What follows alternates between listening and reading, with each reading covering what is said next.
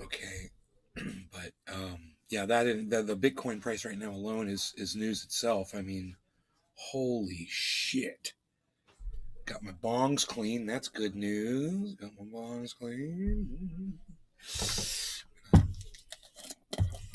bunch of Gorilla Glue seeds over here. And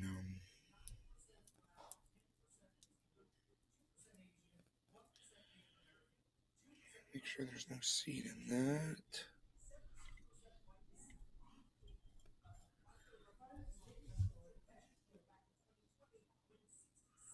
Okay, Sean, Josh, Sean, what's up, guys? Been waiting for the live show. Have you? Well, Howdy. That's nice to hear. That's nice. Sean, aka Trendy Orca. Hey.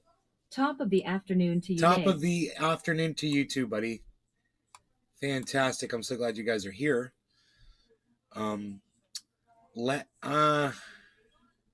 Patrick John Welder. Hey, Patrick. Hello, Nay. Show. Les Peter Guitar Jam. Moo. Moo. Moo. Moo. Moo. Moo. Moo. Okay, there is chat.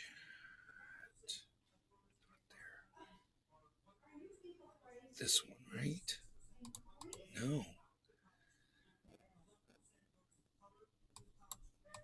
Sean, aka Trendy Orca. I'm feeling trendy as fuck. Good, me too, man. Me too. There's the chat. Good. So, I made a video on Truthier, you guys. It's at Truthier on YouTube, but we'll watch it right now. It's a long one. It's 3.5 minutes long. And it just basically goes over Jimmy Dore and me going at it. You know, it's me holding Jimmy's feet to the fire is what this video is. And I would love to show it to you guys while we're smoking a nice big Josh fat G. bong rip. I was watching the premiere. Oh, were you there? You were the person that was there. Oh, I saw someone was there. Thank you, buddy. All right, well, I'll pull that up right now. Hell, we can watch it from... Oops. That's the wrong folder.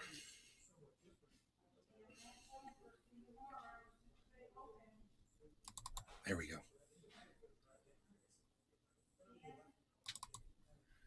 Okay, so here's the video. Go over here like Sean, that. aka Trendy Orca.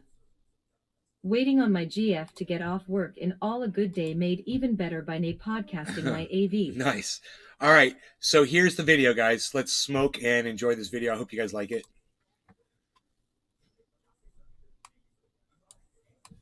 Because that sets me Sean, up. aka Trendy To see a guy Orca. like that who I know knows better come and gaslight you like that, that does get my dander No up. law regarding cannabis. All I'm saying everybody is, cheers. Cheers, Cyber. if you ever see me Cheers. doing Happy that, please let 420, me everybody. know, because it's shameful.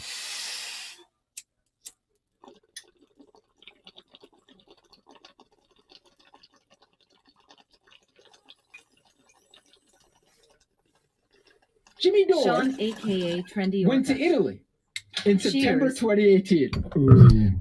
Here's a tweet from September 24th, 2018. Dakota Goodwin. He's using Dakota Vodafone Goodwin's all. IT, What's up, Dakota? an Italian wireless carrier, Vodafone IT. A day later, on September 25th, 2018, This doesn't prove nothing. at libtard01, tweets a screenshot that shows his wireless carrier Danny. is Hello, Vodafone Nay and Tony. IT. That's a Tony's coincidence. Annie. Jimmy used the account libtard01 under the name Two Codes. This shows a screenshot of the fake account. It says he was tweeting anti-Semitism from there via Fiora Ella Isabel from the Convo We Make Stuff Up couch. I personally confronted Jimmy on both Twitter and via my podcasts. And here you can see both at the same time. Both my tweet superimposed with one of my live streams. So I hope you guys like the artsiness of it. Oh my God. Somebody found a tweet. I haven't even read it yet, man. I got it up on the screen. I haven't even read it. Somebody found a tweet from the sock account. So somebody is saying that from this account, Jimmy Dore used this fake account to go after Cenk. So what Jimmy Dore said to Cenk from this other account was, Cenk's obsessed with Jimmy. So he speaks about himself in the third person. It's just so funny. My 80-year-old mom's laughing at Jimmy Dore referring to himself in the third person. If Jimmy Dore calling himself Jimmy Dore isn't the funniest thing you've seen today, you truly are a lemming. This mashup proves that even when smearing Bernie's press secretary as a fake leftist, he still can't stop thinking and talking about @Jimmy_Dore nonstop. So Ray says Jimmy Dore tweeting about how obsessed Cenk is with him from an alt account is so fucking funny. I love how calm I am in all these clips. This was Jimmy Dore's response. You're blocked. Because that sets me off.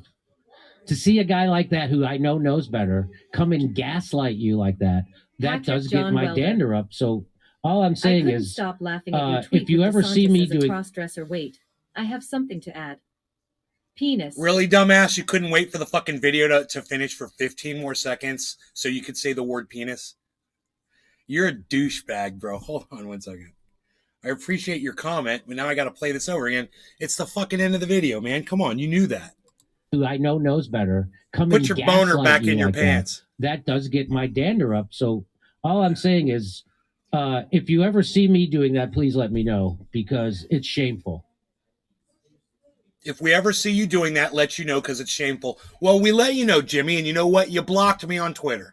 And all of you should go tell Jimmy Dore that he's a piece of shit for blocking me for doing exactly what he requested us to do if we ever saw him gaslighting and fucking people up, anonymously.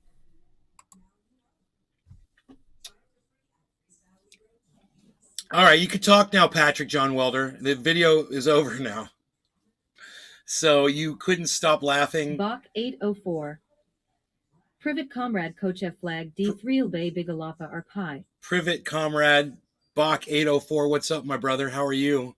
I'm with you, man. I'm with you 100%. That's one flag I don't mind seeing. Isn't that funny? That's one flag I don't mind seeing in my fucking chat. That's like the first time that's ever happened. Huh. Isn't that weird? I'm biased. I'm fucking flag biased, baby. Dakota Goodwin. Right, he can't be doing anything wrong. Wait, dude, what Patrick John Welder Sean, just said about the cross-dressing DeSantis, I haven't shown my mom that is yet. On the prowl. I have to show my mom that. Oh my God, I totally forgot about that. I'm telling you, she's going to love it. Josh G. You take that block as a badge of honor. Oh, yeah. Oh, bro, you know I do. Thank you for saying that. Absolutely, you know I do. I mean, dude, when I saw it, I was live on my podcast, and I threw my hands up in my air, and I was like, yes. I can't believe he blocked you. It's okay. Josh G. It's okay. I got 6 other fucking accounts that follow him. Blocked by Jimmy for calling him out and letting him know it. But he never followed me back. He never followed me back. His wife followed me back. The people that work for him followed me back, but he never followed me back.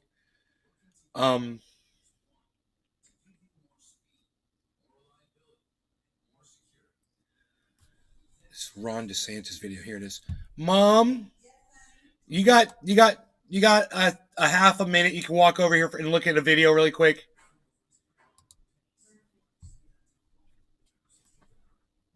Josh G.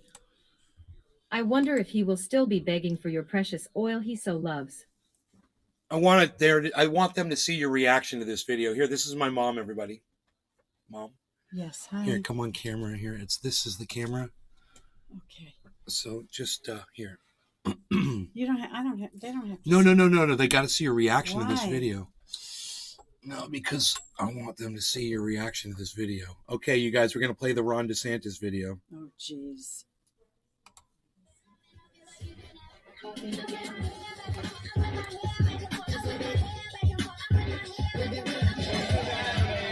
I need to add something.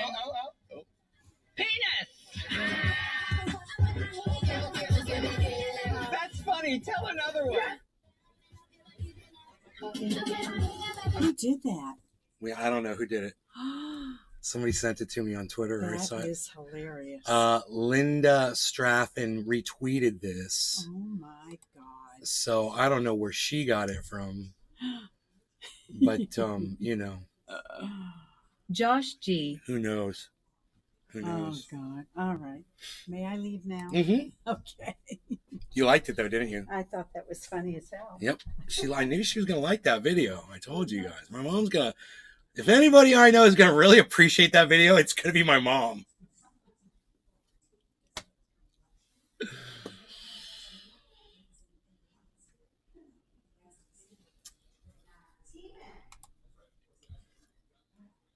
Josh G. Mom's gonna be weak. Does that mean their security team will make more? Yeah, right, Cyber. He retweeted that shit, son. Yeah, the security team's gonna make more than the politicians if they get minimum wage. You know, security people make a lot more money than minimum wage. Yeah. They're service personnel. Everyone will be making more money than them. Well, it finally paid off, guys. I looked in the backyard, and sure enough, there's a deer back there. So, Nice. yeah.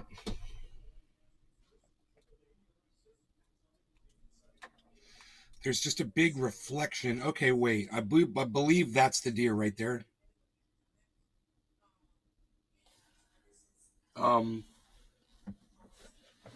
Yeah. And I can get this white screen. Josh G. Here. Watch this. Are they making any predictions for the Florida election yet? I can get this white screen off of here. There you go. Look at that. I don't know. You know, if you guys want to look that up, we can cover this while it's going on because I could pull up CNN right now. We could cover this live. We could even just have it in the corner and watch it. Just like we're watching Bitcoins at 18.5. Remember, it got all the way down to like 17. Bitcoin went all the way down to 17.5 exactly today. I missed it. I could have bought some Bitcoin at 17.5. You know? Oh, God. I could have bet Bitcoin at 17.5. But 18.4 is where I was all excited that I got it at, right? And now it's at 18.5. So if it drops back down again, yeah, I'm going to get some. If I see it back down, oh, my God. Oh, what an opportunity. You guys realize when this happened, all the altcoins stayed up. Matic is still at like $1. Matic's at $1.04 right now. It's still over $1. So, you know, Cardano's at 37 cents. Ethereum dropped to 1,324. Harmony One is down to 1 cent. 710 actually. 0.01710. That's pretty easy to remember, huh? I bet you every single one of you can remember what Harmony One is at right now. 1 penny and 7/10 and 7/10.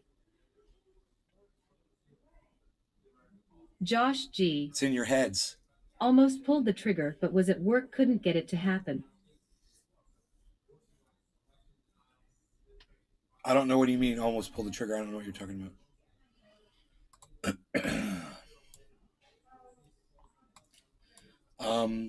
Let's go to CNN. Josh G. Election F fell coverage. to They're like doing live election 1,200 coverage, or something as well. which I do appreciate on the CNN coverage. I do appreciate the live election coverage. You know, we can go back here and just do it like this. You know, we can do it like this. This is great. This retains everything on the page. Then we get this.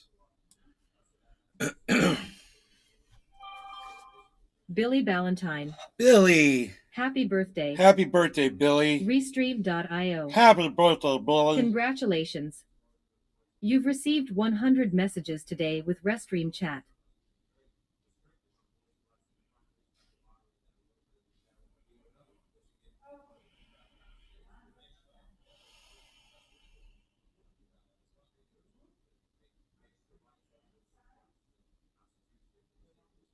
Dude, I was getting alerts and ignoring Josh them G. on my phone today. Damn, we hit that 100 quick. It was telling me that Bitcoin was going Big down Nick to 83. 17.5, and I was ignoring it Yo. because I'm an idiot. Hello to all 15 of you that are here. Thank you so much for tuning in. We're watching some election coverage right here live from CNN. The first polls close here in 23 minutes. We'll be live with that.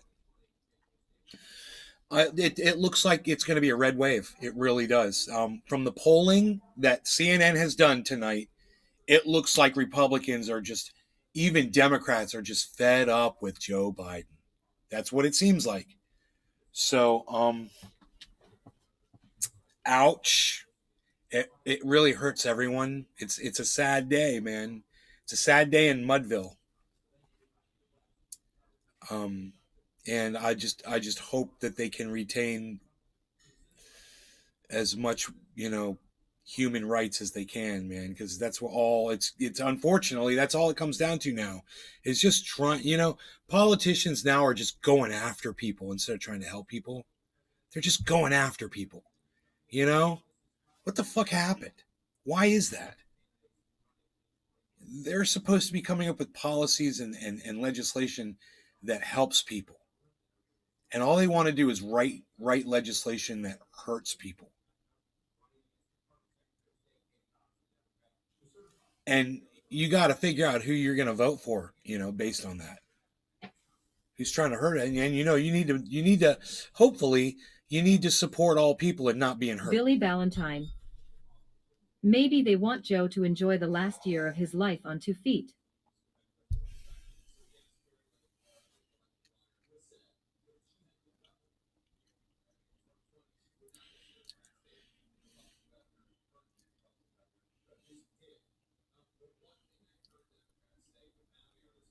Dude, is Bitcoin going to go back down to 17.5 again? What the fuck happened? Was that some announcement today? Was it that FTX shit that caused this? Because this was, I don't know how long ago this was. Actually. Billy Ballantyne. Because old. Because old. Yeah, I know. Tony Zanny. Politicians are supposed to work together, not separate people by hate. Bro, when was this fucking... What the fuck? Are you kidding me? What the fuck is all this?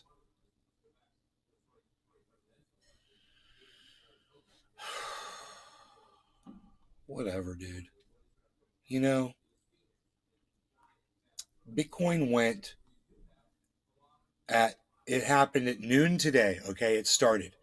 And then by... David's Honey. Hello, Nay, on this Hey, David day. Honey, how's it going, buddy? It went from 20,672, right here.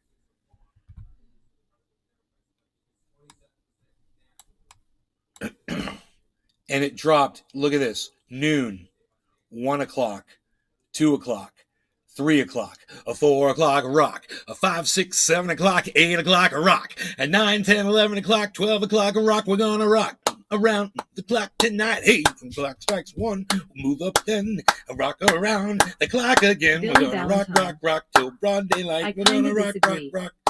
Do some Politicians stuff. literally have 2 parties. Dude. Not together whatsoever. Dude. Quite the contrary. Dude.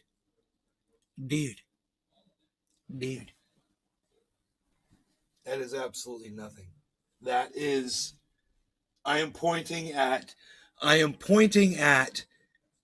absolutely nothing. Just so you guys know, that's there's nothing out there. Okay, so there's nothing out there. Okay. Lights have come on. Yes. All right, so what are we doing here? Looking at stuff. What is this video? I don't know. Why is there a video playing back here? Why is there a video playing back here? Isn't that weird? I don't know what that is. Oh, it's CNN. That's right. We're watching CNN. It's an advertisement on CNN. Cool. We'll let that ad run, and we'll just keep our eye on the elections. I think, you're going to see a lot of Republican victory going on. It's hard to say. Fucking hard to say, man. I feel sad for all the people that's going to hurt. It's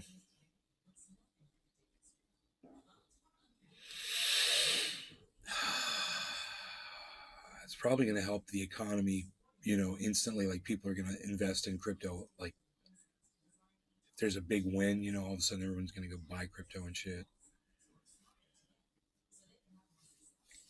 I don't know.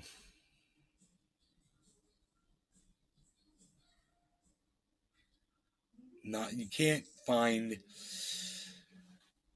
Billy Ballantyne. Too much glory. Well, what was that ad? Too many positives. It soaked up the water. Holy future town space shit.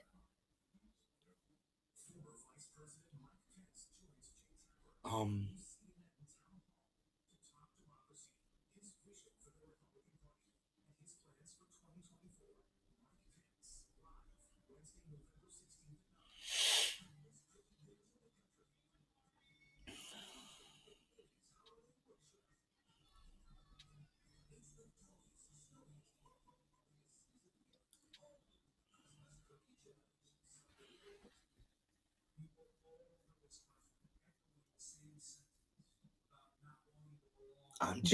sad for human rights, man. Towels made of paper. It's a loss for on a roll. It's a loss for all. Get the fuck out.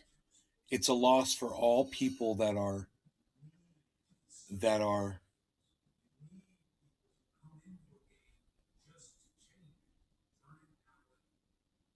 marginalized in any way. And then all of us, because we've allowed this to happen. And we're all guilty, and we should feel like shit. And if you see any Republicans, that are celebrating this victory as they start coming in, understand what they're celebrating. They understand that they're celebrating people losing their rights, people losing their liberty, and that's what they're cheering on. I mean, I don't even want to get explicit with it, because the two people that are still watching on Rumble might catch on.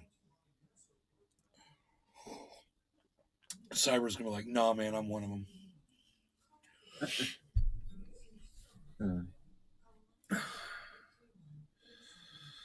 Where is Rumble? There it is. Is there anyone? Oh, it is Cyber. Moo. I see it. Moo. I went over onto YouTube. I was watching somebody. I can't remember. I went to somebody's podcast. They were live today. I can't remember who it was. And I couldn't. I think it was Lee Camp. And and he was at Mint Press TV. And there was no chat. I was like, I can't chat. I was like, there's no chat. I couldn't see chat. Yeah, I was like, do they not have chat? It didn't even say that there wasn't chat. I was on my cell phone, but I was like, wow, there's no chat. There's Anderson Cooper. We're gonna have this guy Tony is Zanny. You guys remember? Didn't get a Rumble Jeffrey notification Toobin. Going there now. This is Mini Toobin. So he was like kind of the Toobin replacement.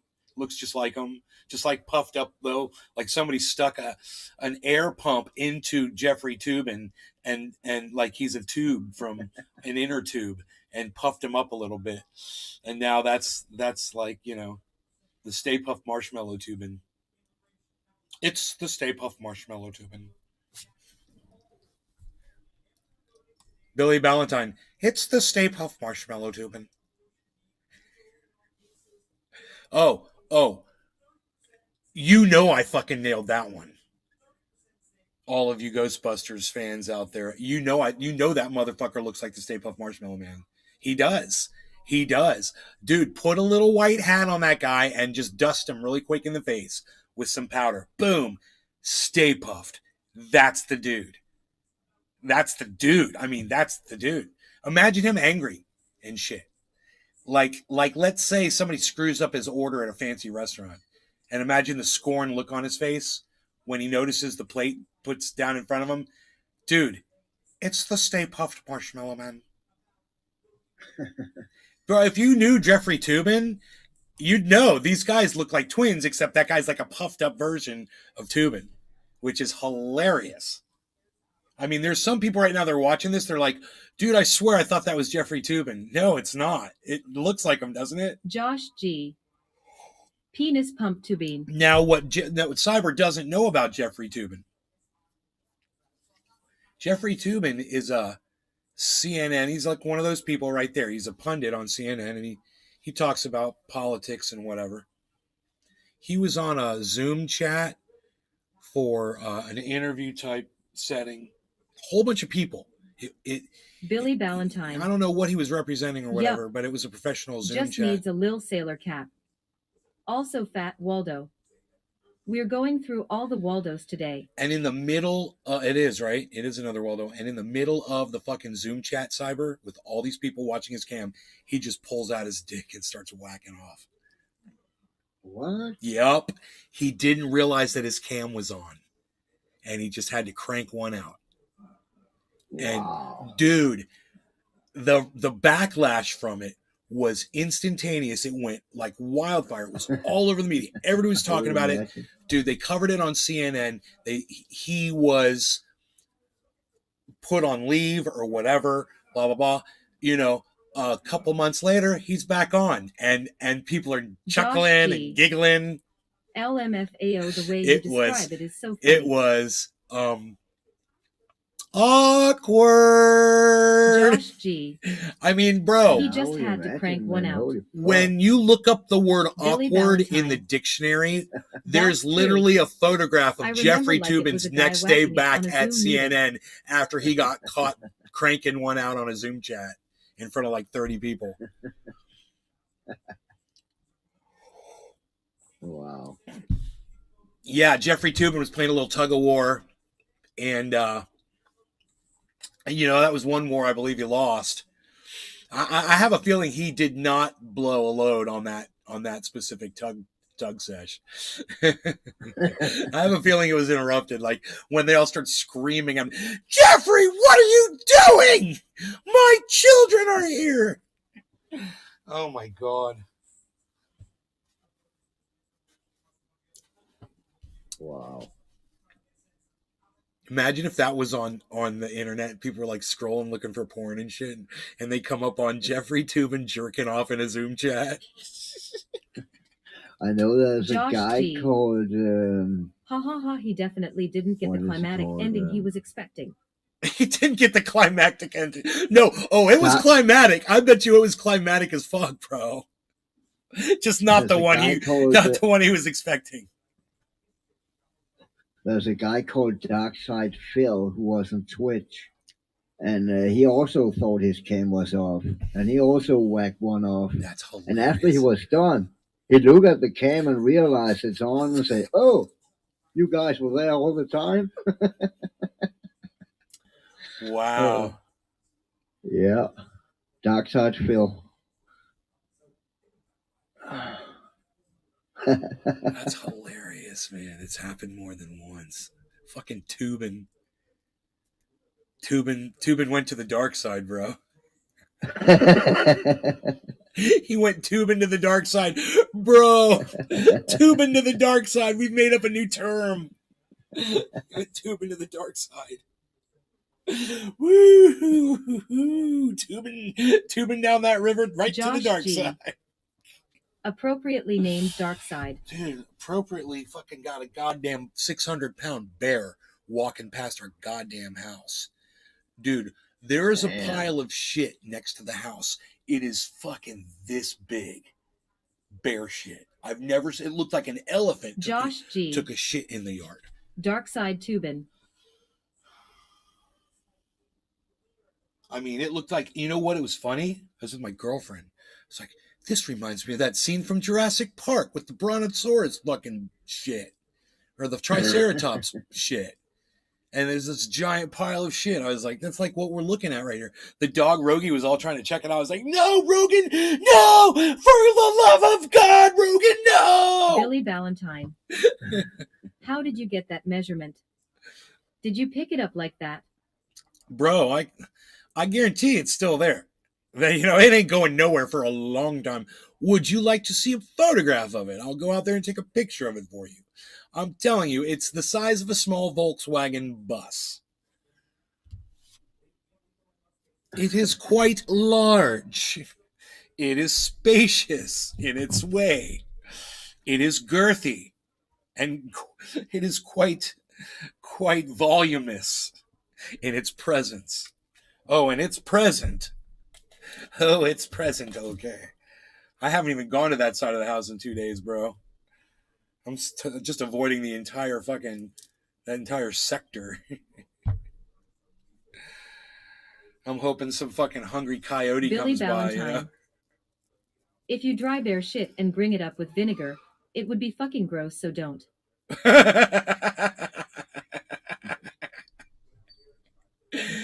Oh my god. It's so funny, dude. It doesn't make sense.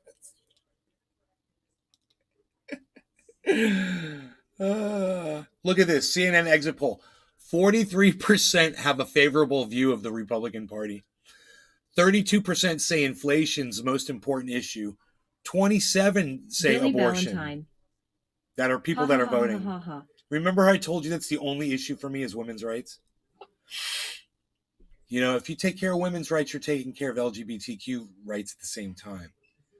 It's so important, man, and people need to realize how important this is. You're also taking care of all this gerrymandering bullshit. Dude, we lost our audience. Where'd everybody go? I'm packing a ball here, man. What? I got to put the clean glass on camera so people know what's going on? Holy shit, dude. Everybody left. How we doing on the Rumbles, yo? How we looking on the Rumbles, yo? What's up? Why can't I see the Rumbles, yo? Oh, Rumbles, keeping it tight, yo. Nice and tidy. Look at that. What? Bullflower. Look at this now. Hashtag wake up people. Look at that, people. 6 plus 9. What is that? 13, 9, 10, 11, 12, 13, 14. No, it's 15. Hey, I didn't know. Look at that. 15 people. Wow, 16 people watching now. I can add anything to 10. That's one I know.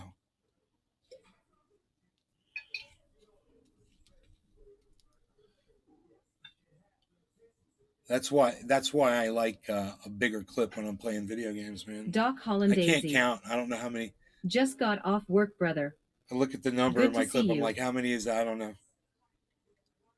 Just give me one with a whole bunch of bullets in it. It's so much easier for me. Docky Holland Daisy. Just got off work. It's crazy. Good to see you not lazy, 'cause I tuned into the garden with Nazy. Docky Holland Daisy. Look, man, first polls close in 6 minutes and 34 seconds. Aren't you guys glad you're hanging out here to check out what's going on with the election stuff? Because it's like, you know, my cat's here being a little pain. Enoch Emmanuel Torres. Yo, son. Yo, Doc Enoch's Holland here. Daisy. What's up, buddy? Big smile on my face. Let's crank up this fan and turn it down now. Crank up this fan. It's got a little hum to the engine.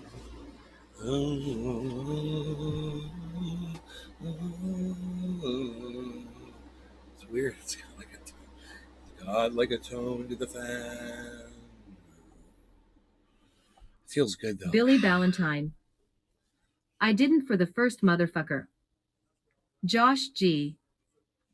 Hey man, is this storm off the coast gonna impact you? Dude, it's coming straight in, bro. It's coming straight for us. We're A fucking new storm? Yeah, dude, a new hurricane. We're battening down the hatches. God damn. Dude, there's only been 3 or 4 storms that have come in this late in the year in the history of tracking hurricanes ever. One of them was like in the 1800s. Doc Holland Daisy. Here we go And again. one of them was in like 2008 or 2018 or something like that. And now this is like Josh a very G. rare occurrence. When is it supposed to hit? Well, we got some bands of rain today already. They're pretty heavy. So we're going to get nothing but rain. Enoch Emmanuel Tomorrow's going to Torres. start. And then Playing the some next day, MW2 it's going to be... I feel like these maps it's gonna could have be been here. put together better. It's category 1 when it gets here. No law regarding cannabis. It's time to smoke. It's Newfoundland 420. What do you say, Cyber? I'm packed. Okay. Cheers, Cyber. Cheers, everybody. Cheers, bro. Cheers, everybody. Hey, there's 20 people watching. Doc Hollandaise. Not good for the food truck biz. You would think it would be. People need food in an emergency situation.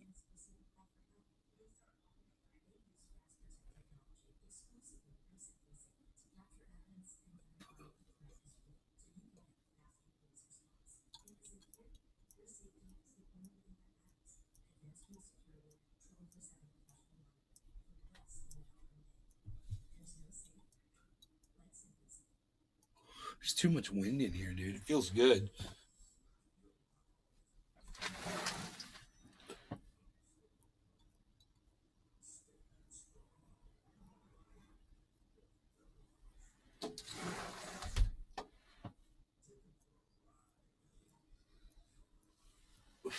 Can't blow smoke rings.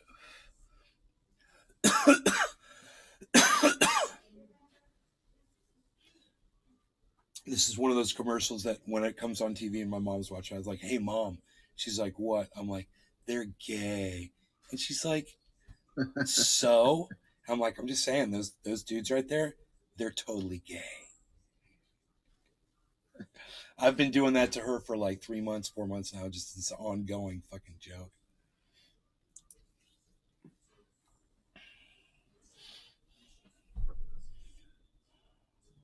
Billy Ballantyne. Yeah, hey, have you seen my grandma? The hurricane took her. No, but you owe me $7 for the taco, kid.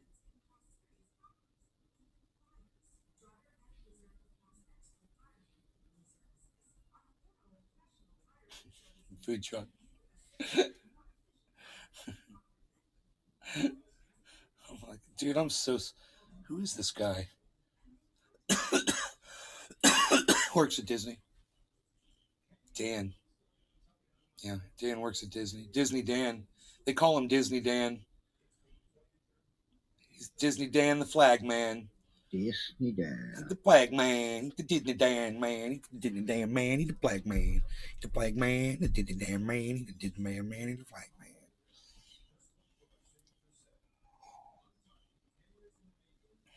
Doc Hollandaise. Ha ha ha. Ha ha ha. Oh man, I love this fucking commercial. You should wear True Classic tees. They'll fit you perfectly. Whoa, these are so much better. Now I just gotta do something about this gut. I just heard about this company, True Classic Tees. Go on. Apparently, they fit you perfectly. These are incredible. Who told you about these? Saw them in an ad that we're doing right now.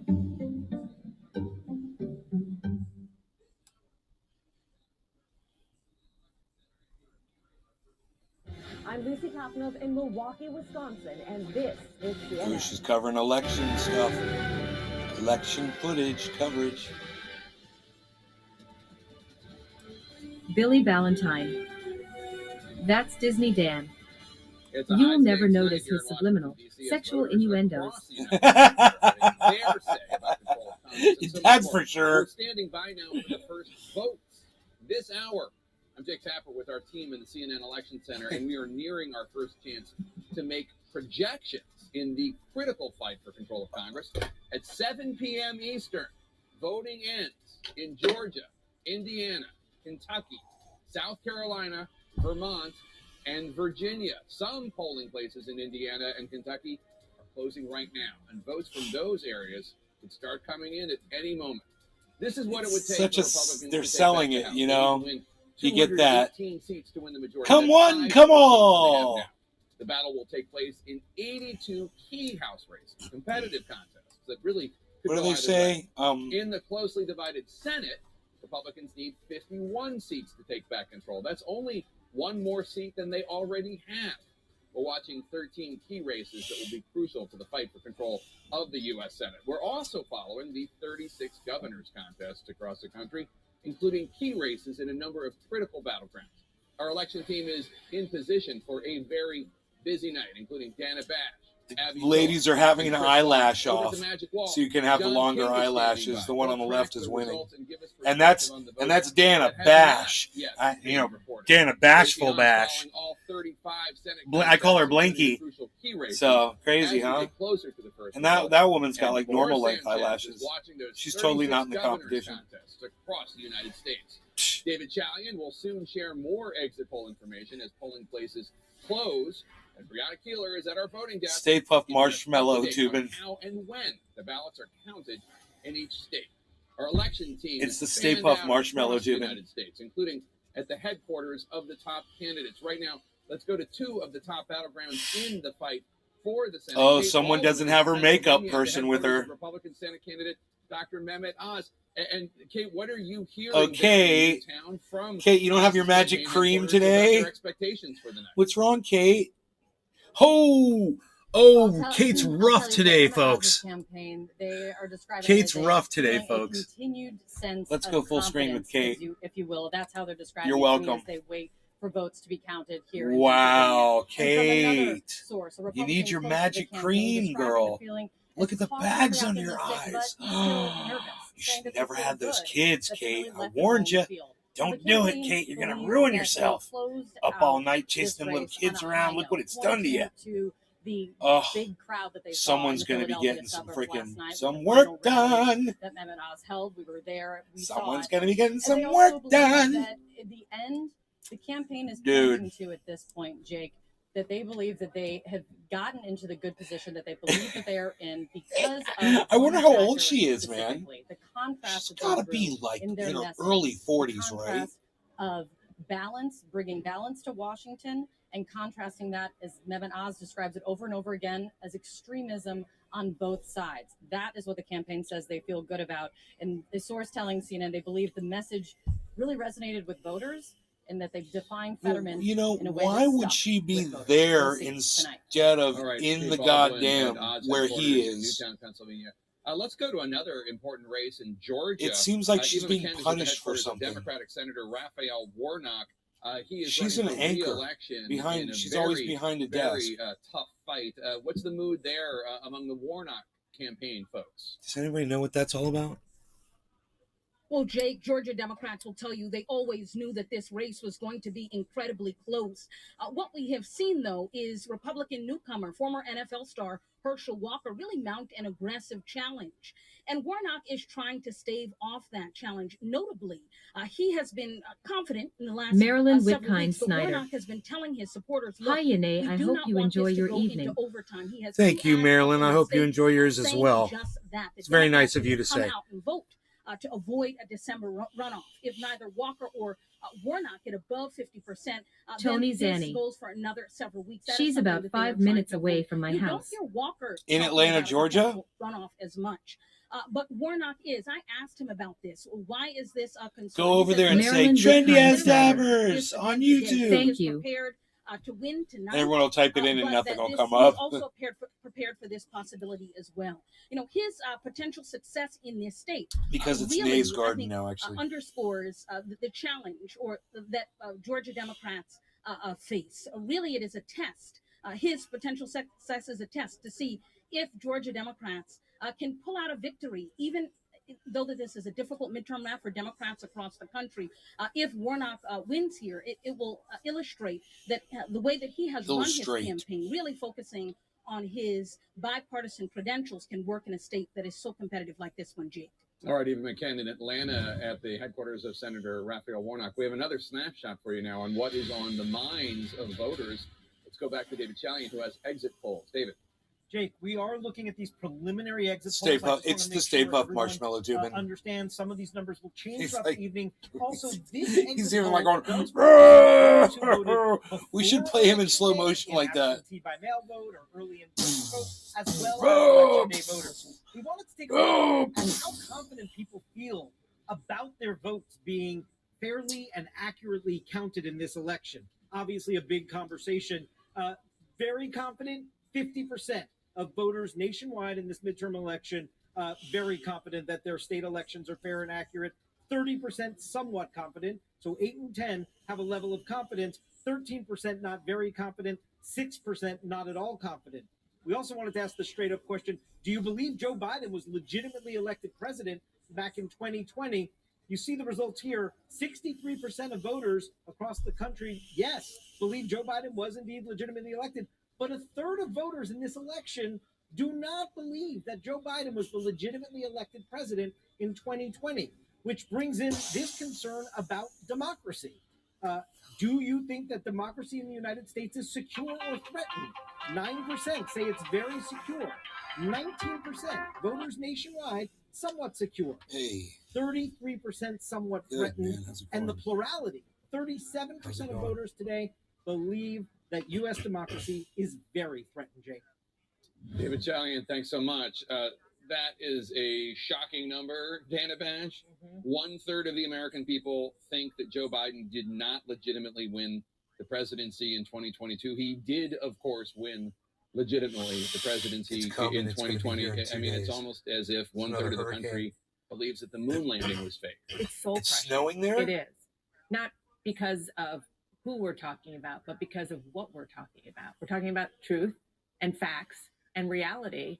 And this is just Have you already the gotten some latest snow, piece of or- evidence that the former president has been able to convince most of his supporters that it's not true, that he did not lose the election. Well, you know, I mean, I think the other Wow. It's Mark, everybody. I'm on my show. No, it's all right. It's fine, bro. We're watching election coverage, and we don't care what they're saying. Yeah, it hasn't even really started yet. Yes, I did vote here in Florida. Yes. Yeah, we've got this guy Ron DeSantis and Marco Rubio here. I don't like either of those guys, so I voted against those two dudes. Yeah, they're like evil. That Ron DeSantis guy, he might be the next president of the United States. Yeah, remember that name, Ron DeSantis. Yeah, president. He's probably like about 45, 50 years old. He's the governor of Florida. He's the governor of Florida right now. He's looking to get reelected. It looks like he's going to win. Yeah, I know. That's what they're all saying, bro. Your 1/3 of voters said what you just said. Have no confidence in President Doc Biden. Holland Daisy. Fuck that name. Gas prices aren't that bad here. Yeah. Yeah, they're terrible up there, huh? Oh, you know what, bro? I wanted you to pull my Jeep out because I'm going to ship that fucker back here. I'm going to get a truck to pick that up. Cool, man. Cool.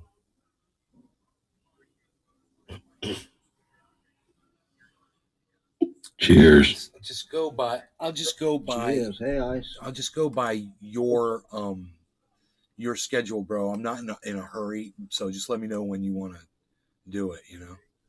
Which is cool. I'm not in that much of a hurry.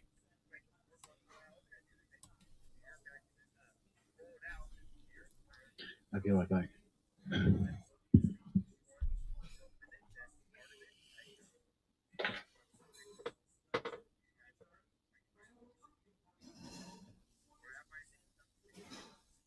Yeah, that's all replacement shit. Yeah, everything's on that Jeep probably there's like a battery charger probably in the center console. There might be a few things in there. Yeah.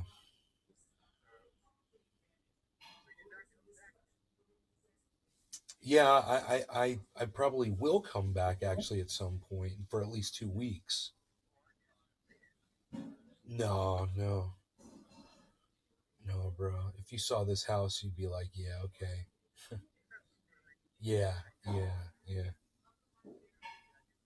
He's doing, bro. Today's a really good day, man. I mentioned my cousin's name is Mark, right? So I said to my father tonight, because he never says anything, and I said, "Hey, Dad, Mark says hello," and my dad's like, "Yeah," which was cool. My mom heard him, which is great, man. Because that's not that often that he'll say something,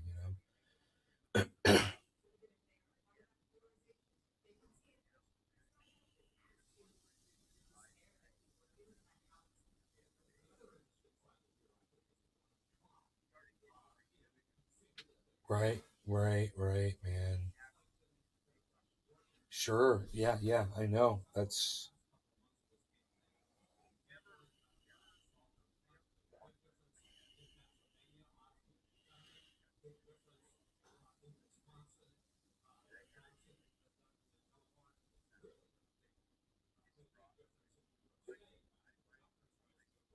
wow, man.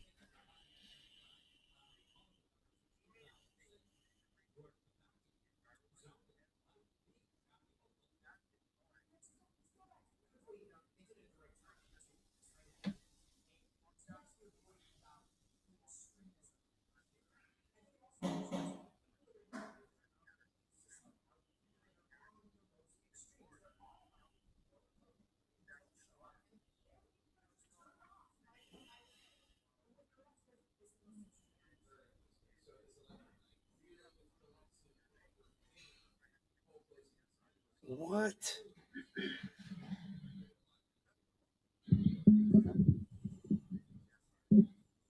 I'm back.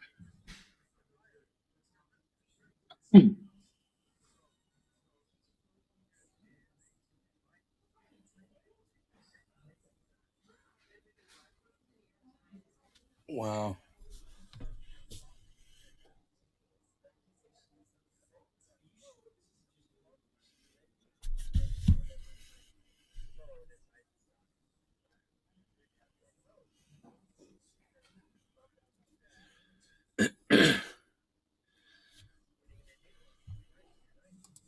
And I'll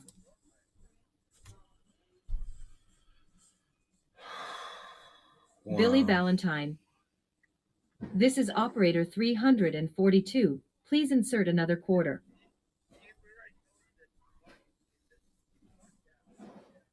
Yeah, let me tell you what that is.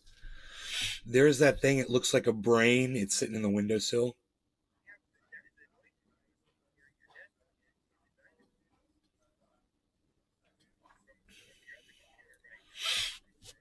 Oh, that one's the one making that noise? No. That's no. That's the camera. It's the camera. It's the little black camera. Yeah, they talk. Keith. They all talk. Oh In my Vero god. Beach storm Oh my heading god, right where's toward my me, mom? LOL. Oh my god. Oh my god, this is so funny. Hold on a second. My mom. What? Do you know how Mark says he's hearing voices all around the house? Yes. Women's voices. Yes. He can't figure it out. It's driving him freaking crazy. Right. Mark, check this out. All of my cameras, my security cameras, have different women's voices that say warming up. It'll say booting up. It'll say like network connected. It'll say all those, and you'll hear women like outside the house. Those are all the cameras. That's what it is. You're not going crazy, bro. Oh, honey, poor thing.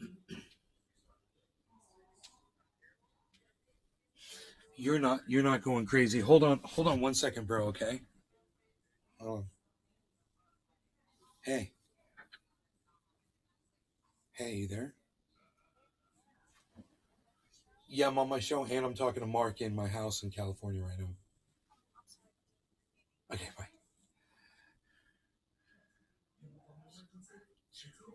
Hey, you there? All right, cool. So, you're not losing your mind, bro. It's so funny. I was like, I know that every once in a while you'll hear, and then when that'll really happen is if the power goes out and comes back on. and all those cameras reset. And then you'll hear those women's voices, you know. That's funny, bro. It'll say Fozcam. It'll say Fozcam, not podcast. It's saying Fozcam. It's Fozcam. Fozcam. That's so funny. And they're all different kinds too. There's 3 or 4 different kinds of cameras around the home, and they all have voices. They all freaking talk. Yeah, man, I know.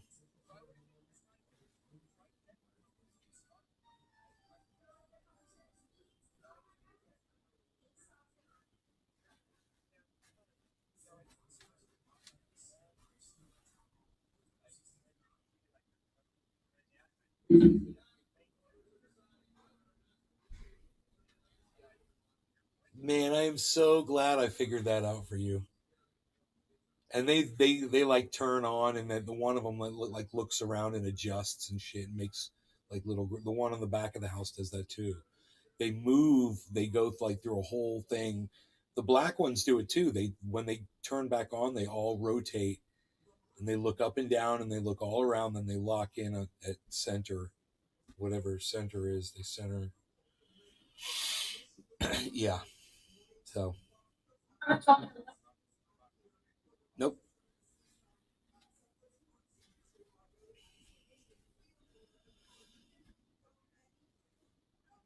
Keith, Okay, are they brother. wireless cameras? I used to hack them and talk to people in their house. No, they're not wireless cameras. I will talk to you later, brother. Yeah, they are wireless, actually. Take care, bye.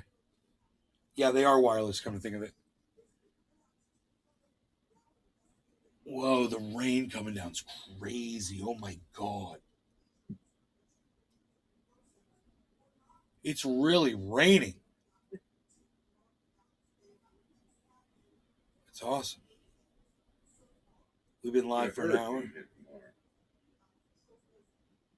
Chuck D. Your mom's reaction is priceless. Chuckles. Chuckles. Chuckles.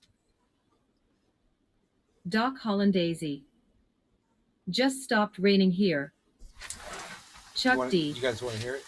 Cheers to the rain. We are getting dumped on California right meow. Oh, Chuck D is not Chuckles. It's another Chuckle. It's another Chuck D. Chuck Diesel. Keith. I'm in Vero Beach. Gonna get direct hit. You guys hear the rain? Probably, you know. So the camera's probably, the mic's probably cutting off the rain, but it sounds really nice out there, man. It's just totally coming down hard right now. And I'm loving it because the plants out there that are in the ground, I put these seeds in the ground, they really need it. Just a whole bunch of water to come down, but then we're going to have a hurricane. So that's not going to be fun. I don't know if it's going to be a... Yeah?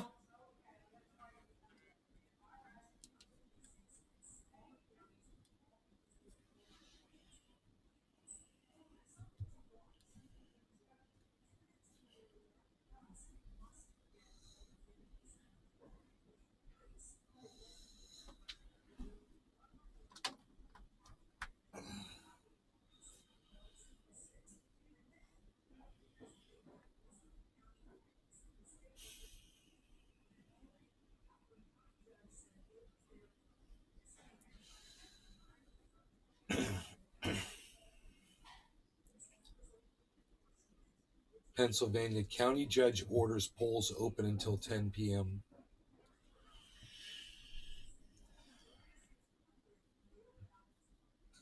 What else is going on? Shall we Keith. look? I just had to put a 80 feet 6-inch pipe across my yard. Hurricane last month flooded my house. Keith. Must be nice to have a man. We will see if it worked tomorrow. That sucks, Keith.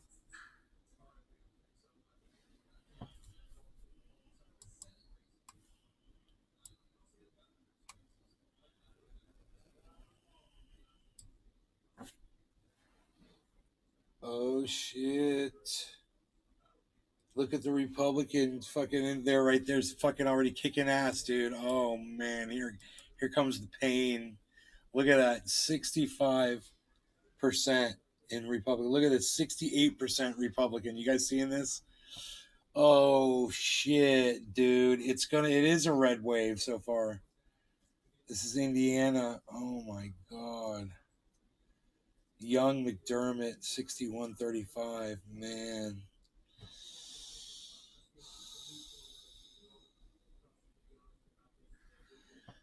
You guys.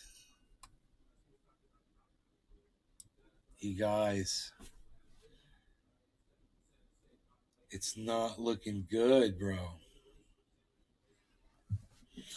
Look, and you know the Republicans really came out for early voting this year. So they haven't even begun to count that pain. But look at the freaking ballot. The live Keith, balloting coming in. Oh my god. You still in crypto? Hodley! Yeah. I'm in crypto, man. It all crashed today, didn't it? It went lowest it's ever gone, man. And I missed it. I missed it, man. I could have bought me a little bit of crypto, but I missed it. I mean, I still could. It's still, Bitcoin's really nice and low. What is it? 18.5 right now. 18.5 is good, man. But, 17.5 is amazing. I should buy like a little bit, right now. I don't know. Maybe use a credit card to try to buy something. Oh, is this cheap? No. I mean, it's an opportunity, man. Right now is a good opportunity. What am I looking at? Oh, yeah, I know what I'm looking at. Looking at this stupid shit, dude. Psst. Don't ask. Stupid shit, dude. Keith. Sheesh, at 18. I have not looked in months. God, love America. Chuckles. Chuckles, you know what's crazy? Hey, Chuckles. What's up? Chuckles, you know what's crazy? What's up? There's someone in the chat named Chuck D right now, and I was just asking if they were you. Who? There's someone in my chat in my live stream, and their name is Chuck D. And when they came in, I was like, Chuckles. And they were like, yeah, dude, it's California, blah, blah, blah. Change your name, bitch. I was like, you're not California. I was like, Chuckles. I was like, you're not who I thought you were. Change your name, you fucking imposter.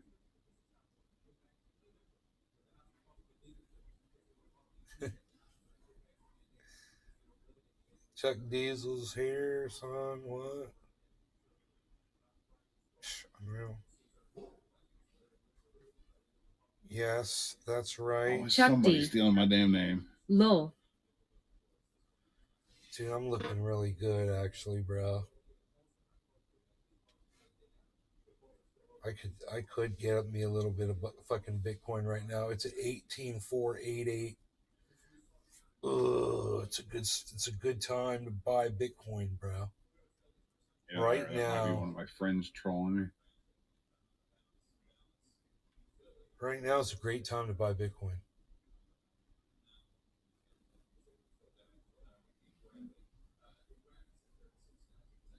If you can remember how to do it on this fucking app. Right now is a great time to buy Bitcoin. Tyler Sullivan. Sup, Nate, cheers. Yo, sup. For $18.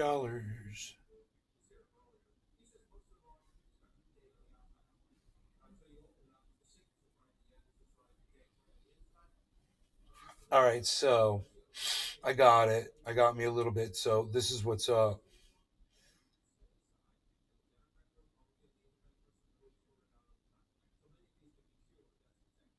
I got it at 18,430. Right there, right where it is. That's right where I got it at 18,430.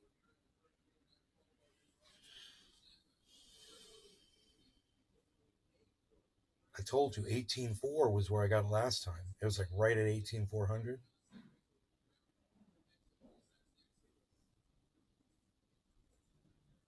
If it goes down to 17.5, oh my God, I'll get even more.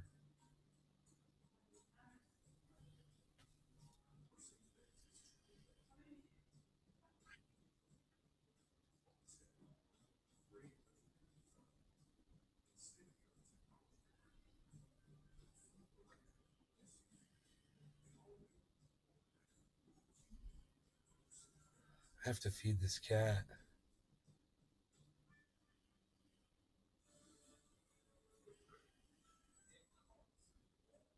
There it goes, 18,420, 18,419.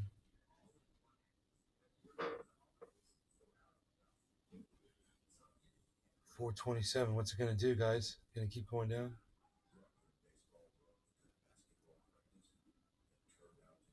It's gonna drop.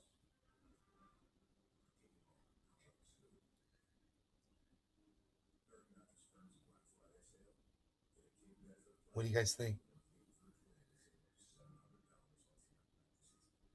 420.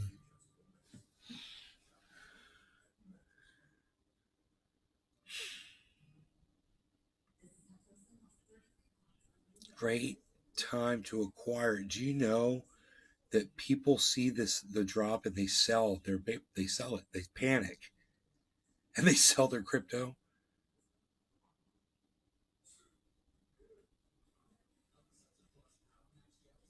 All I want to do is see that bitch go back down to 17.5 again so I can get more. You know?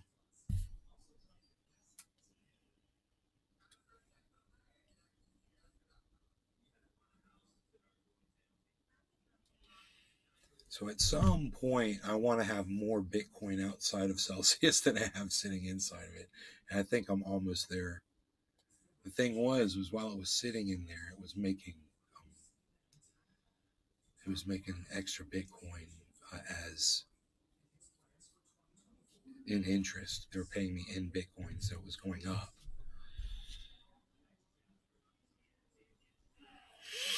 That's how they get you. That's how they get you. So, it looks like it's going to be a red wave.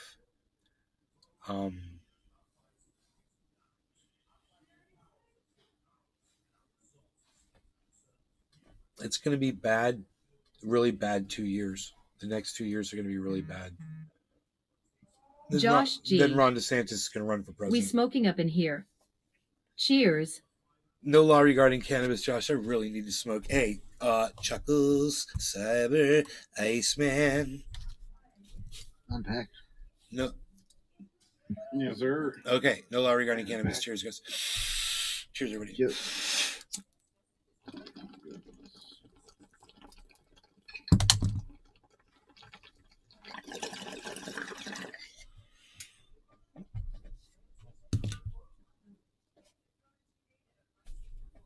Ice is sitting back there like, yo, what happened to No Man Left Behind, bitch?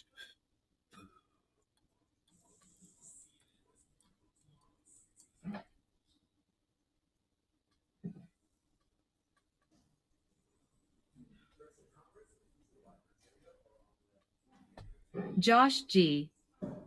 Ah, the sweet sound of unanimous chugging.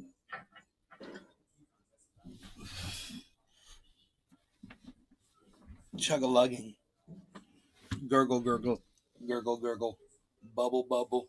Look at that. Oh, my God. Indiana, 71%, guys.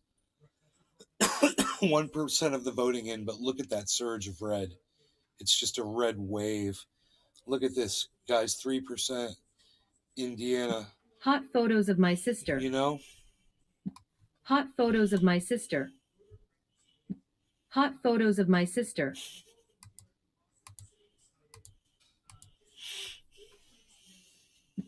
NW Ding Online. NW Ding Online.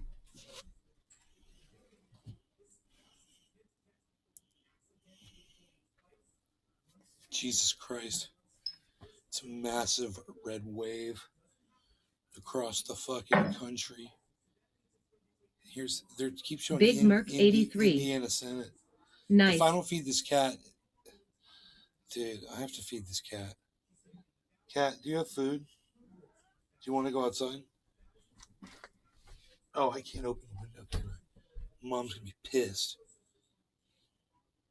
I can't open the window. It's early. I can open the window. What am I saying?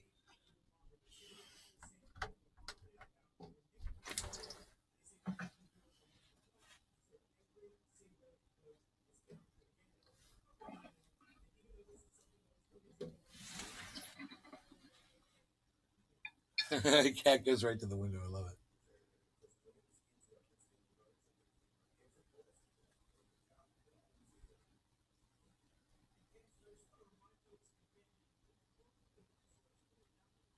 Cat's chilling in the window. Trying to figure out what he's going to do. He's smelling the window. Hey, look, it's the Stay Puft Marshmallow. The Stay Puft Marshmallow tubing. It's the Stay Puft Marshmallow tubing.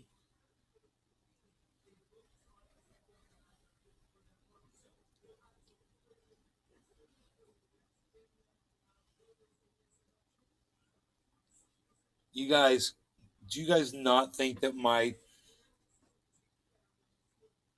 observation that he's the Stay Puft Marshmallow tubing is hilarious? Let me know. There goes the cat. Goodbye, cat. My plan succeeded. The cat is outside.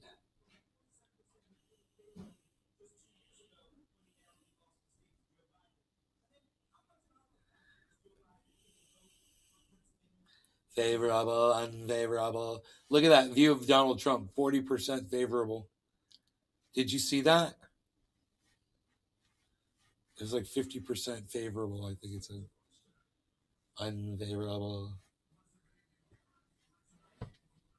Josh G. Opposed Biden 32%. If it is a red wave, does that basically seal the deal for the presidency also being red? Most likely, bro. They got 2 years, man. They got 2 years.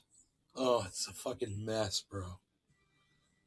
It's a goddamn mess. These motherfuckers, these Republicans are fucking clowns, man. This is one of them right here. This is one of those fucking cunt clown motherfuckers. There's another one right there. They're fucking cunt clown bitch motherfuckers, dude. You want to listen to what he's got to say?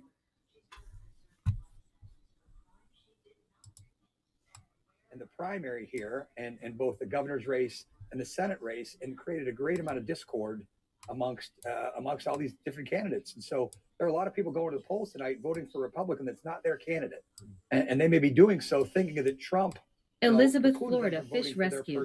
Hi, Elizabeth. Hi. Or Dave McCormick or whomever, and that may be weighing in on this number. Yeah, one of those candidates is Doug Mastriano, who's really emblematic of the most extreme elements of the Republican Party. Trump dropped from -5 to -18 in terms of differential between positive, favorable, and unfavorable. But you can see here why Dr. Oz was so cross-pressured at the end when hey man, Trump look at decided Indiana he was House going to 5, rally in 56-43. Western For most of the 6% of the vote in. Dr. Oz has been trying to erase Indiana Trump House from the whole 9, discussion. 3% of the vote in. Pitch himself as a Yo, moderate. Nick. Good As you evening. know, What's the up, buddy? Philadelphia suburbs are pivotal in these races. Philadelphia suburbs, and that poll earlier we saw those exit numbers. A third are independents, or a third of the folks showing up are independents. Those independents probably they're not so aligned with Donald Trump, needless to say. Can I just say, usually when a politician is out of office for a bit, your favorables go up. That's right. Because people aren't hearing from you all the time, and they're not as sick of you as they were before you left office or got defeated. This is just the opposite. Donald Trump has been out of office, and people like him less in the state of Pennsylvania. And to David's point, that's why the Oz people were not thrilled. But don't underestimate. I'm telling you, I was there on the ground. This inter-party scrum and the primary really bruised up the crowd. You go back and look on social media. People said, "I'm done with Trump. I've had it with it." These are Republican county leaders in the party. So Kentucky This is why Senate. this race looked so far apart over the summer. I mean, coming out of that primary, I mean, Oz had horrific image issues, and they were really 72%. persistent throughout. I'm not sure he ever got right side up. Indiana House where 3, his faves were higher, 65%. There's unfaved, and you throw Donald Trump being at 40 versus Biden at 46 on top of that, and so if I'm in a Democratic position looking at this, it gives me a some belief that maybe things are better. Again, we don't know yet, so with it's another cast. with a Certainly hasn't been CNN counted with yet, our first but, prediction of the night. I have And always in thought the of state big of three, Indiana, Pennsylvania, we Georgia, have Nevada. Republican Pennsylvania was winning. most Watch unsure within about like 10 in terms minutes. of would the They're going to macro call the first political one. wins be enough, and we'll see what happens. Well, and on that point, I think Pennsylvania is 3% of the going to be a vote race in. that is hyper local and a state driven race. And I think of any of the contests is the one we're 2% probably of the most vote in. likely to see a split ticket. I think we all are pretty confident Shapiro is going to win the governor's race. But this is something where you could see an Oz Republican win on the Senate race, because I'm not sure it's totally a referendum on Biden nor Trump. I think it's frankly the issues the voters care about. And honestly, I was concerned that the Biden numbers would be worse than they are for the people who went to vote. This is actually, Biden is not more of a disaster for us than Trump. And a lot of people, frankly, they're voting for their pocketbooks. They're concerned about democracy. They're voting for abortion. They're voting for other issues. And so the idea that, and that may be one reason why we weren't afraid to have Rand Biden Paul come with to the debate. 68.6% I would just say the three other right races now. that are going to drive this. So we talked about John King has 7, PA 7, PA 8, PA 17, right? Those are very competitive House 3% races. of the vote in, And that, 65%. those are localized. So Indiana people are House 3. they're voting there. They're voting for their person there. And that's going to kind of trickle up on the ballot as well. So I don't think we can underestimate the Josh Shapiro factor here. Very, very popular Democrat. And that's why, you see folks saying, well, Trump really wasn't a factor here. Biden wasn't a factor here. I mean, you're voting for your governor, don't forget. You're voting for Tony somebody Zanni. you're talking about your local taxes. I'm in PA your and everything everybody's else that out has of to their do with mind, your don't know family, what's in the schools, water, but whatever. I am drinking bottles. And I think Josh Shapiro you're right. I mean, by all accounts, he's going to win and win handily. And, this is why Oz needed to walk this really fine And I line. think part of why Fetterman, had to make that drastic 180 on fracking is Pennsylvania, the second largest energy producing state, because it is a hyper state driven race. And he's not running on a national platform. He is running for the state of Pennsylvania. Several races where governors have maybe an outsized impact on the 40% Senate of race. Pennsylvania Arizona, voters have a obviously, favorable Carrie Lake may view of Donald drag Trump. Masters a little bit. Brian Kemp in Georgia may drag up Herschel Walker a little bit. In Pennsylvania, Shapiro, if he does quite well, you can see him dragging up. But remember, in Pennsylvania, And they'll have a more favorable view of him. More people will if he runs for They changed president. that with Act 77. And so in the Biden year, right, Biden wins, you elect 2 statewide They'll just Republicans never learn, in man. the same year. So I would just say on the approval rating, We're gonna be Josh it G. is- every candidate has That's to try quite and, surprising. deal with the president's approval rating. 46 is pretty good. Yeah, there's not much of a gap there. You don't have to make up too much of a gap there. There are some states where candidates are dealing with Biden's approval rating at 40 or below. Right. That's a lot of distance to make up. Well, he's from there. The number to me has always been 45. If you've got the incumbent president at 45, you can see somebody outrunning it by 4 or 5, but you get down below into 44, 43, 42, it's a long jump. So I want to see. You think this race could? I mean, in Pennsylvania for Senate, it could go either way. yeah, look, even when I was Arlo Specter's chief of staff, who was an incumbent senator for years and years and years, every night on election night, you bite your nails, right? Because as a Republican, you're pushing a big rock up a hill in Pennsylvania every election cycle. We're nearing the top of the hour. Our first chance to make projections when voting ends in Hey, he's at top of the hour. In the critical Georgia Senate race are coming soon, all after the break. That's awesome, dude. Watch the election coverage, bear. My name is Mañana, and I'm. And I'll take care of the commercials for you. Check me out, bruh. You don't have to watch the commercials, bruh. You can see them in the reflection of my window. That's crazy. Josh G. White Fox Cooper gotta be front and center LOL.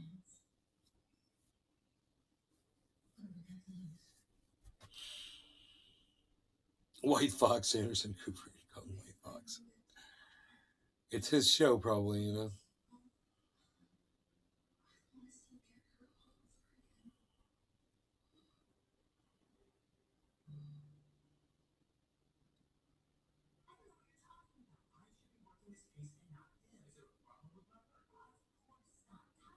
Tony Zanni. They had to bring in Obama and Joe Biden last weekend to try to get Shapiro and Fetterman elected.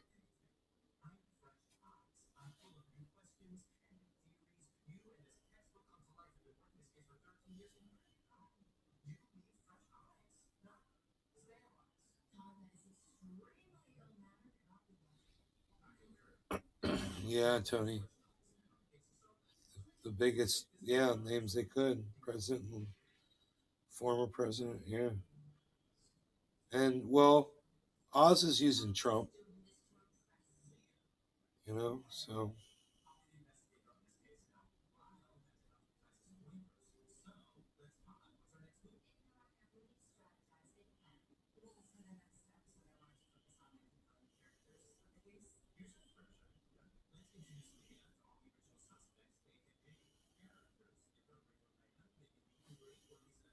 Hi, I'm a silly guy. I talk about silly things. Josh G. That's what I do. I'm a I silly keep man. thinking we're talking about My Ben name's Shapiro. Chris Thank Wallace. God we're not. I'm a silly man. Watch my silly show. I'm Chris Wallace. It's raining outside. I'm reporting in. That's the sound of rain. I'm Chris Wallace, and that's the sound of rain. There's a commercial break in progress. Thanks for watching my show. This rain is awesome. Oh my God. It is for now, though. It's going to be not so awesome. It's going to be not so awesome, like, and it doesn't stop for fucking 2 days straight. But I went outside and cleaned up all the driveway and shit. Made it all nice right before it started raining. I cleaned everything off, so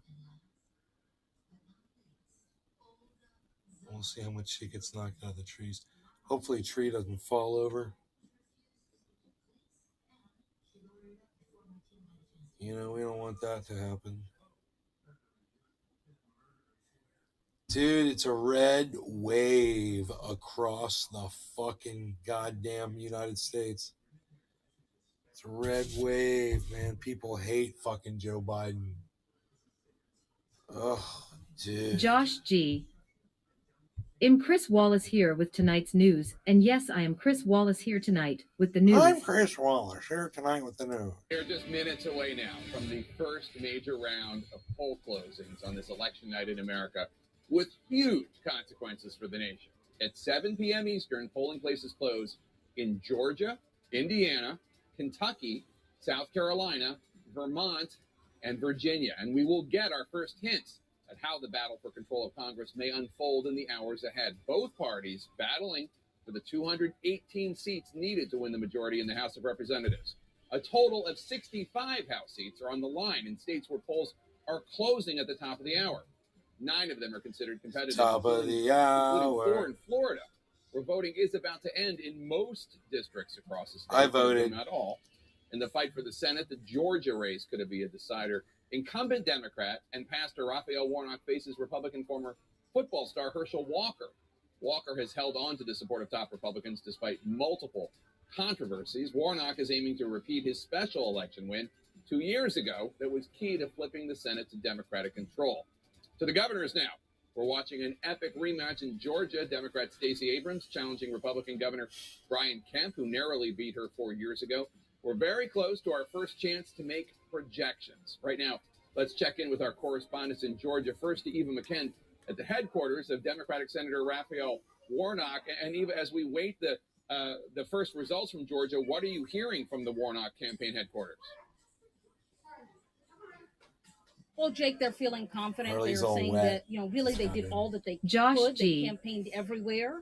Shall we Senator start spamming Warnock, hashtag they say, Stop the has Steal? spent his 2 years thinking about all Georgians in suburban areas and rural areas and metro centers. That's and wet. they say it is because he has run this type of campaign as a bridge builder. He thinks he can win here. Still, though, Senator Warnock dealing with a really aggressive challenge from the former NFL star Herschel Walker. The Warnock campaign says that is something that they always anticipated in a state like this one, that the race would always be close. But still, you can tell in the last few weeks that the momentum sort of shift on the ground with conservatives consolidating around Herschel Walker. Still a lot of confidence here from Senator Warnock's team, thinking that they can potentially avoid a runoff, but that is a real possibility. If neither Warnock or Walker get above 50%, that is going to extend this race into overtime and lead to a potential runoff on December the 6th, Jake. All right, Eva, let's go to Herschel Walker's campaign headquarters, where Jeff Zeleny is standing by. And Jeff, how does the Walker campaign headquarters, how do they think that the many controversies about Herschel Walker, especially about his personal life, how do they think that played a role, especially in the closing days of that campaign, if at all? Well, Jake, it definitely did. And you'll think back just to several weeks and even months ago when Republicans here in Georgia and in Washington were just in a state of panic about the allegations that were indeed coming out about Herschel Walker. But then Republicans did one thing. They circled the wagons around him. They dispatched many senators who were campaigning at his side, and they effectively took a page from the Trump playbook. And they did not apologize, and they pushed forward. It was a page from the Trump playbook without the former president himself. In the final days of this race, as Donald Trump campaigned across the country, traveling from state to state to state, he did not come to Georgia. And that was by design, I'm told. I'm told that the former president was in frequent conversation with Herschel Walker. Of course, he's the one who recruited him to run in this Georgia Senate race in the first place, over the objection of many Washington Republicans, including Senate Republican leader Mitch McConnell. But it was former President Donald Trump who urged Herschel Walker to run. And I am told that they have spoken all the time on the telephone. Last evening, they spoke a few times, I'm told. Today, they also spoke. So very interesting, taking a page out of that playbook, but leaving him out of this. So that allowed the Walker campaign to do one thing, to make this race about President Biden and to tie Senator Raphael Warnock to President Biden. Jake, I'm just struck here, either driving down the freeways, watching television, looking at mailers that voters received. There was a side-by-side picture of Senator Warnock and President Biden everywhere you went, effectively trying to tie the two together. What that allowed them not to do was to link Herschel Walker with Donald Trump. So as the votes are counted here at the top of the hour, the polls will close across the state of Georgia, with the exception of a few polls that are staying open a bit longer because of some minor complications. It'll be fascinating to see which strategy actually worked. But one thing is clear, that Herschel Walker was not disqualified as this campaign came to a close. Jake? All right, Jeff Zeleny at Herschel Walker's campaign headquarters in Atlanta. David Chalian now has some early exit poll data from Georgia. David, what are you looking at? Yeah, along these lines, Jake, we're taking a look about sort of what was on Georgia voters' minds in this election when it comes to the Josh qualities G. they were looking for in their So candidates. Trump tried to be a It's pretty sneaky clear endorser. It's sort of a character election that is taking place there. 36% of Georgia voters are looking for a candidate who shares their values. 32% looking for a candidate that has honesty and integrity. Less so about empathy and experience. 19% say, I'm looking for someone who cares about people like me. And only 8% are looking for the candidate with the right experience, which may be good news for Herschel Walker since he is new to politics. Who shows good judgment? We asked that of Georgia voters. 46% say only Warnock shows good judgment.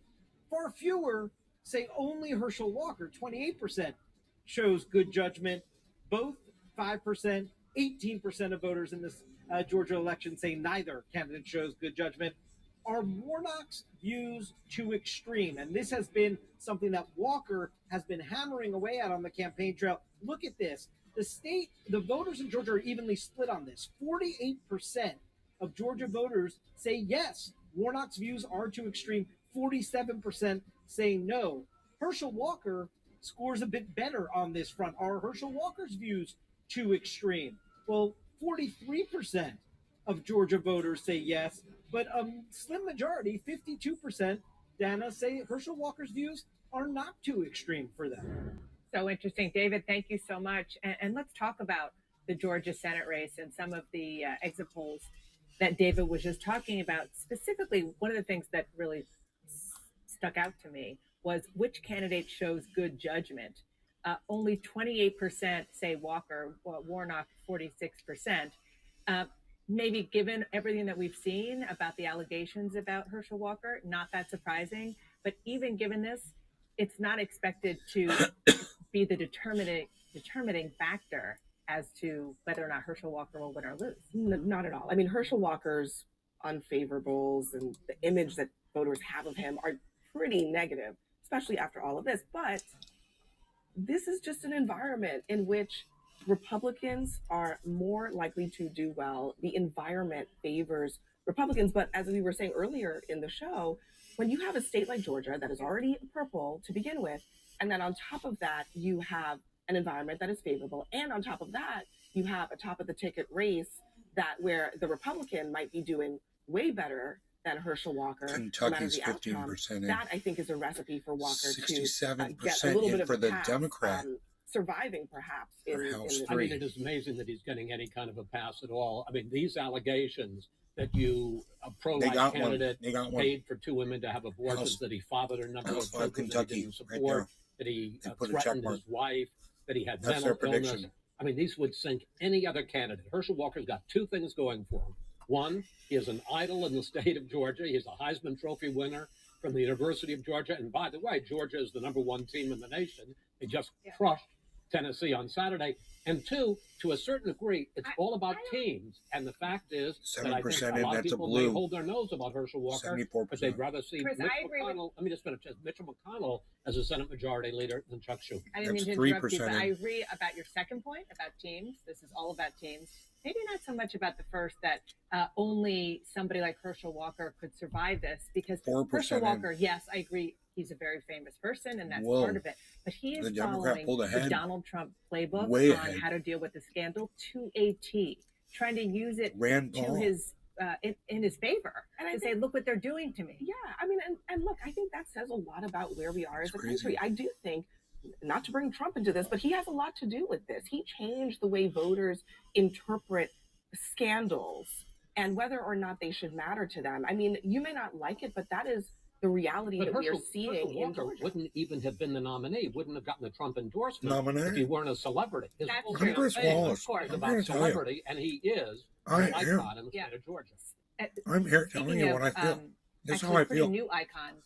The governor, Governor Kemp, this has been one of the most fascinating dynamics to watch, because the last time he won, it was a very, very tight race. 50,000 votes. Between he and Stacey Abrams. It is a rematch.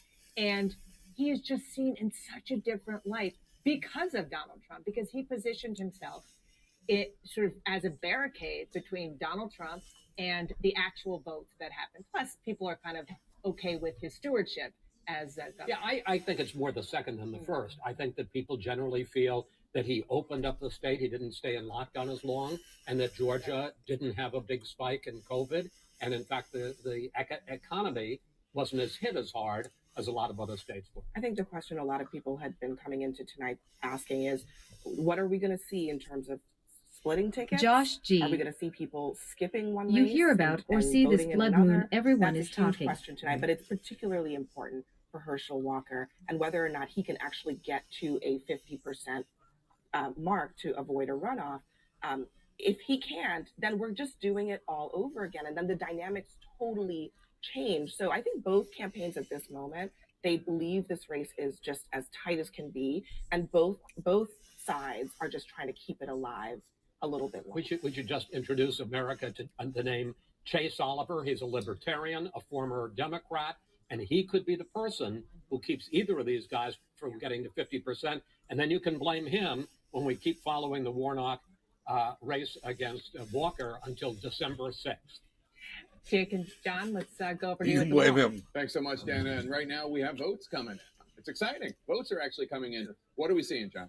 Well, we're seeing number one, a lesson early in the night. The magic wall with John. Republican Okay. cheer your party on, but be careful as you look. I say that because of this. These are the two Senate races on the map where we have votes so far. And in Kentucky, at the moment, the Democratic candidate, Charles Booker, is 4,881 votes ahead of the Republican incumbent, Rand Paul. We'll watch this throughout the night. Sometimes we do get surprised, but Mr. Booker is not expected to beat the Republican incumbent. The reason he's ahead is that the early votes are coming in from Jefferson County, which is Louisville, which is the #1 county, the most populous county in the state. He is expected to win that county, and right? Correct. Yes, that is a Democratic county. That is the most Democratic county in the state. So you get the early votes, and we're going to see this throughout the night in other states as well. Some of that's Democratic county reporting first here. Some places it'll be mail votes first or election day votes first. We'll just watch it. And then you have up here just the Indiana Republican Senator Todd Young out to a very early lead. It's 4% of the vote, but he is heavily favored in this race. It's not that these races don't matter, because one of the things you're looking for if you're in the Democrat or the Republican headquarters is, are there any surprises? Are you going to get any disruptions in the force, if you will? And so if you're in a 50-50 Senate, you're just trying to make sure you keep your own if you're the Republicans. Both of these races at the end of the night, we anticipate will be that way, but we'll keep an eye when you see votes come in like this. You always watch and see. And so what happens at the top of the hour is when things get interesting. If you're a partisan watching at home, this is when it starts to get more tense. The actual competitive race. Right. We start to get actual votes in the Senate race here. Herschel Walker, Raphael Warnock. So what are you looking at here? Number one, we'll watch how the votes come in and how they're counted. Georgia tends to count pretty quickly. They do a very good job, as we learned in 2020.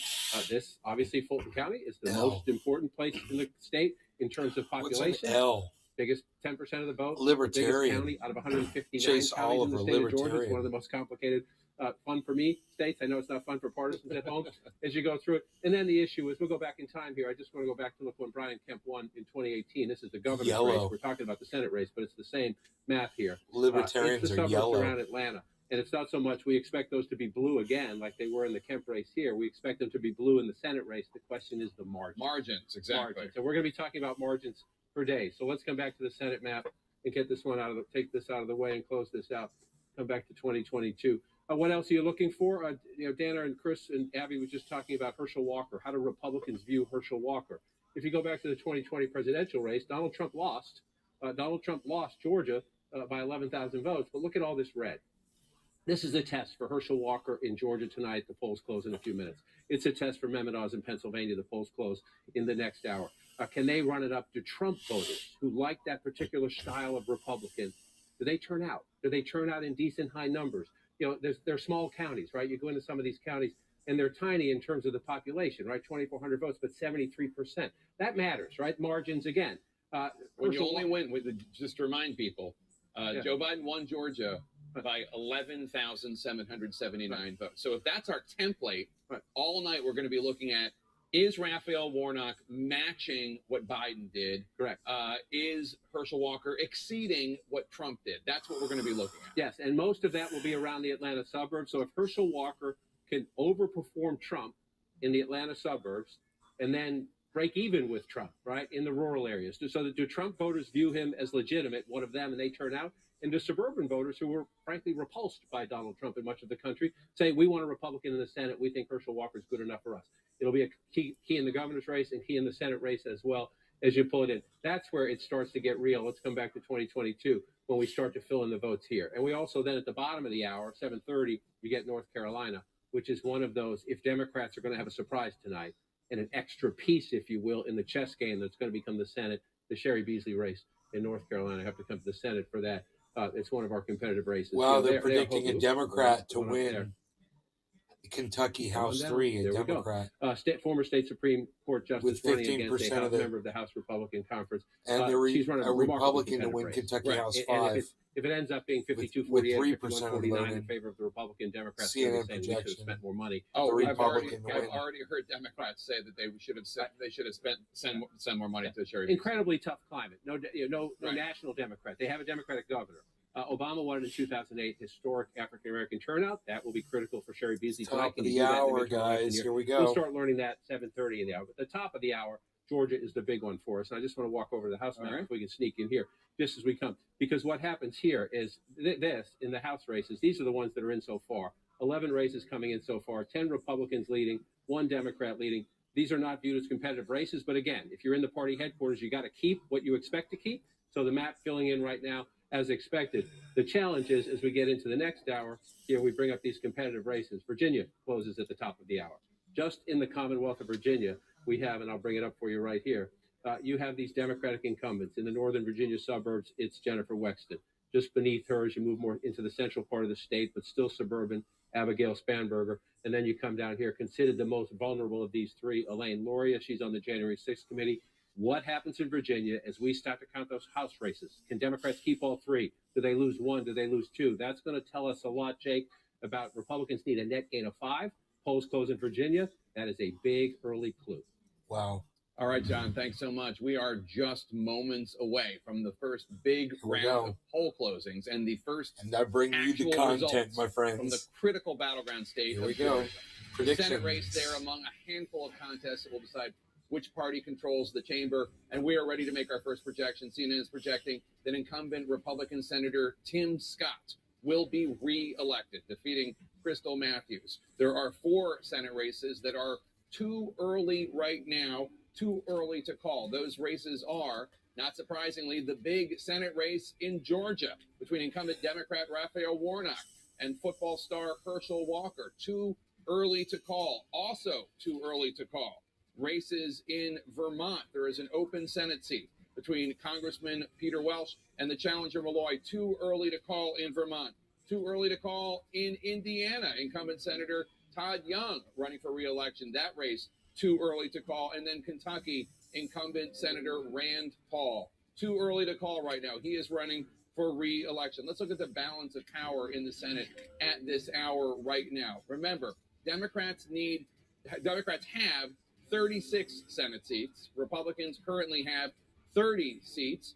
34 seats remain. And we'll be bringing those to you over the next few hours. 34 seats. Republicans only need to pick up 1 seat to win and regain control of the U.S. Senate. Let's go back to Georgia now, because Nick Valencia is at a voting location in Atlanta, Georgia, the biggest city in the country. And Nick, you have new information from the Secretary of State's office. That's right. I want to start, though, by they just closed up shop here, Jake. At 7 p.m., the polls here officially closed in Georgia for most of the precincts here where we are in Fulton County. They just started to take away those vote here placards and close the door here, so voting has officially closed. It is quiet here, so quiet you can really hear the hum of the street lights. And just to give you an indication of how quiet it's been all day, of a registered 3,085 voters at this polling precinct, at last check, 361 cast their votes in person. I did ask the election supervisor, how many of those registered voters have voted early. She said she didn't have that information, but we'd find out in just a matter of hours. There's 2,600 polling locations across the state of Georgia. 6 of them have been ordered by the courts to stay open past that 7 p.m. deadline. 2 of them in Cobb County, another 2 in DeKalb County. That's important because those are 2 of the most populated counties. Secretary of State's office also making some news. Why aren't they covering Florida? Saying that we should get results earlier than expected, crediting a reformed Senate voting bill that gave more clarity to county elections officials as to when they could start counting. All right, Nick Valencia, thanks so much. And the first actual votes are coming in from Georgia for the U.S. Senate race. They're hotly contested. Let's go to Casey Hunt. Casey, what are you seeing?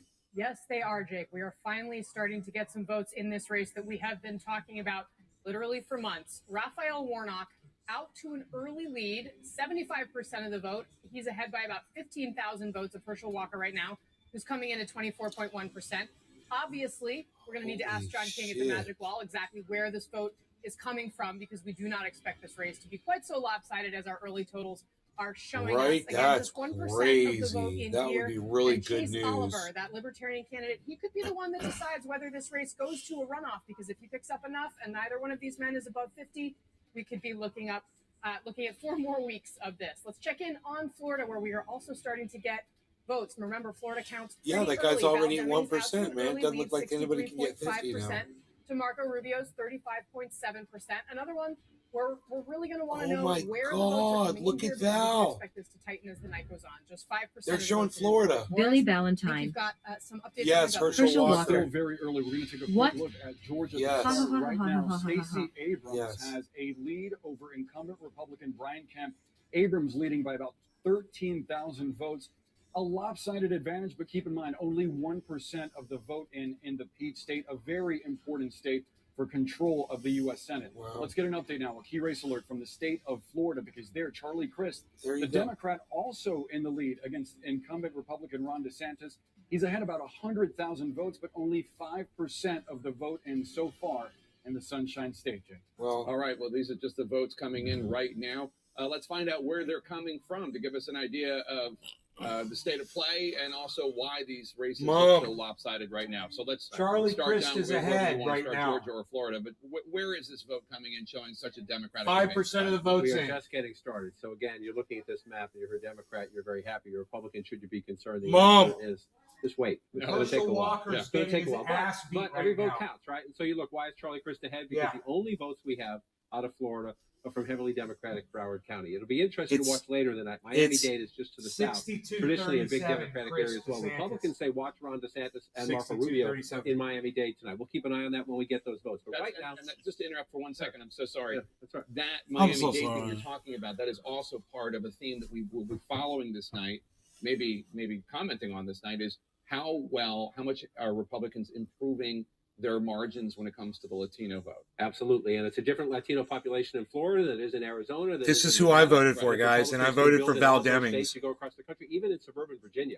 It's not as large a population, but it's a potential swing population. Right. So yes, that will be a dynamic throughout the night, throughout the week, and then in the months after, analyzing the election and what happened tonight. But the reason Charlie Crist is ahead right now, 250,000 votes, is because of Broward County. Now, you could say on the one hand, just calm down. On the other hand, if Charlie Crist is to be competitive, he needs to run it up in Broward County. So when you see these early results, you're in the Crist campaign, at least you're doing maybe what you need to do here. If you come back to the presidential race in 2020, Donald Trump won the state, but Joe Biden got 65% in Broward County. So that tells you, even if Charlie Crist is getting 65% here, Donald Trump won Florida. You want to quite handle it. Right. I know. If you We pull out. should I'm know sorry. that right now on these early numbers, Biden is almost at 65%. Crist is at 62%. So these margins, again, it's early, but that's an underperformance as of now. As of now. And those margins matter. Yeah, if Charlie Crist stays there in Broward County, he will. Joe Biden was higher, and he lost the state of Florida. Right. So, and this is where, again, it's a big county. It's second of population-wise. crazy. It's about 9% So of the it's state just a- population. So that's the governor's race. Since we're in Florida, let's just stay in the Senate race because it's the same result, essentially. Now you're getting a little bit more votes. See, I'll go back to the governor's race in just a minute. So you come Yeah, back to Broward Rubio's County, pulling again, up she's now. running at 63, 64%. That's great. Is it good enough? That's the question as you move in. So we're finally getting some votes out here. This is interesting in terms of by the end of the night. This says 62% of the estimated vote in Pinellas County. I would caution early on. We'll see if that holds up. Sometimes, you get the mail-in ballot, you get the other ballot. See if that number holds up. This can be a potential swing county. Pretty close, right? That's why it's a swing county. That's pretty close to the tide there. 62%. And how did Biden do? So you went to 2020, we hit presidential, and Biden gets 50.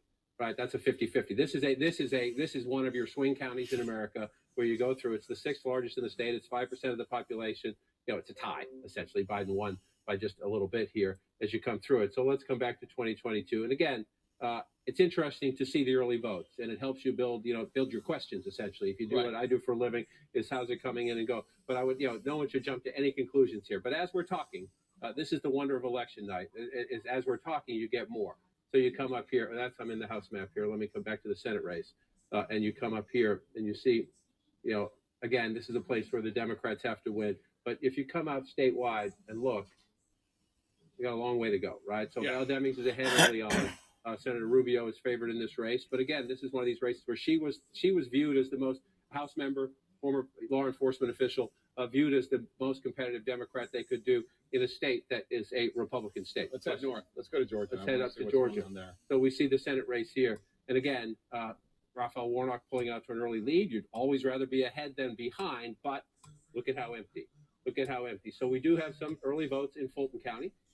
You have him up 75% in Fulton County. That's what has That's a lot, and that's a lot of the vote. That's 63% in this huge bucket of votes. Can I ask, how is Raphael Warnock compared to Stacey Abrams, who's running for governor on the very same ballot? So this is a fundamental question we'll go through the night. In Atlanta, where you have it's the largest population center, it's 10% statewide vote, and you have a significant African American population, so the Democratic base. So you see Raphael Warnock at 75.3%. Remember the raw numbers too. Sometimes the raw numbers matter. 209,000. Okay. And then you come over 75 and 209. You come over here 71 and 198. So again, this is early, but if that holds up, that's a problem for Stacey Abrams. But that means, just to translate for our viewers, that means that there are people who are going into their polling places, voting for Brian Kemp, the Republican, and then on the Senate race, voting for Raphael Warnock, the Democrat or the Libertarian, but yes, not certainly going elsewhere. Right. Democrats who are voting for Senate and then not voting for Stacey Abrams, whether they leave it blank or whether they're voting for Kemp or that's not good. That's something at the end of the night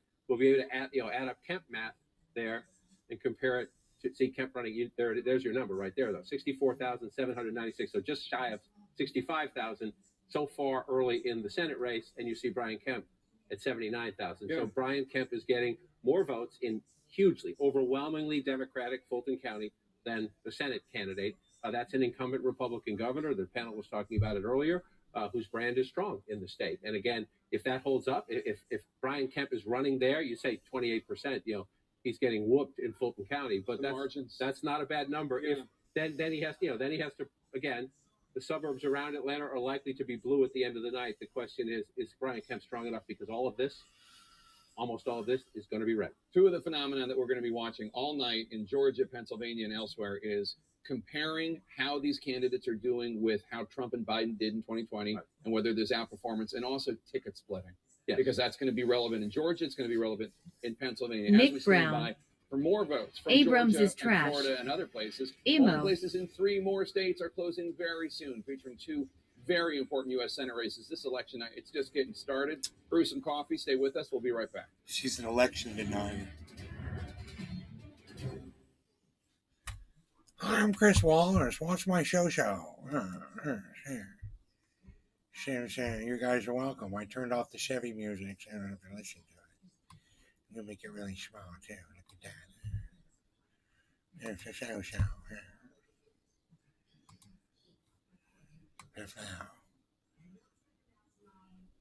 Patrick John Welder. How's Texas looking? Po flow. What is going on?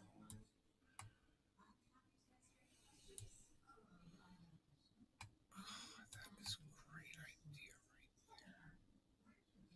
It's a great idea. Nick Brown. Show Yekamon. Show.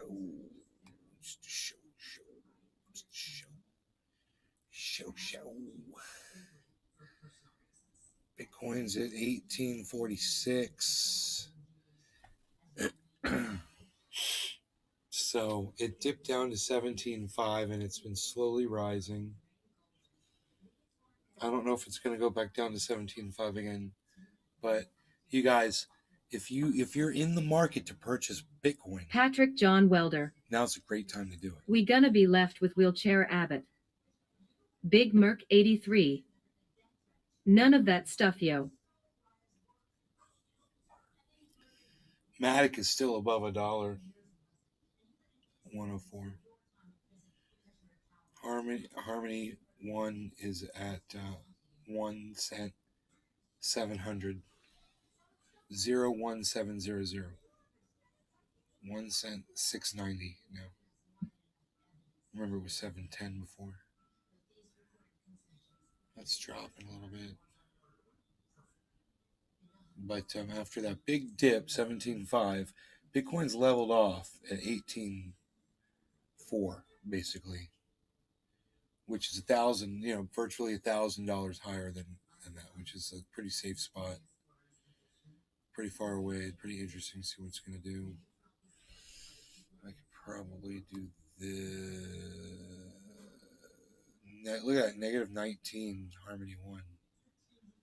That's crazy. Look at that, dude. I got you all the information.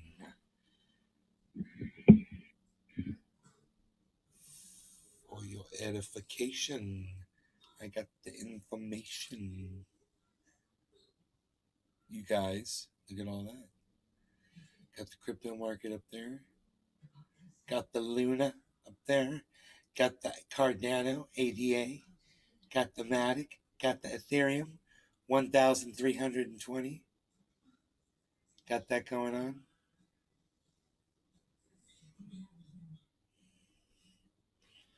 This is what's going to happen. Breaking news. CNN reporting. New projections in. Now, so-and-so is going to win here, and so-and-so is going to win here. Watch this, what they're going to do right now. That shit's about to happen right any second. Oh, Here we go. On November 16th at 9.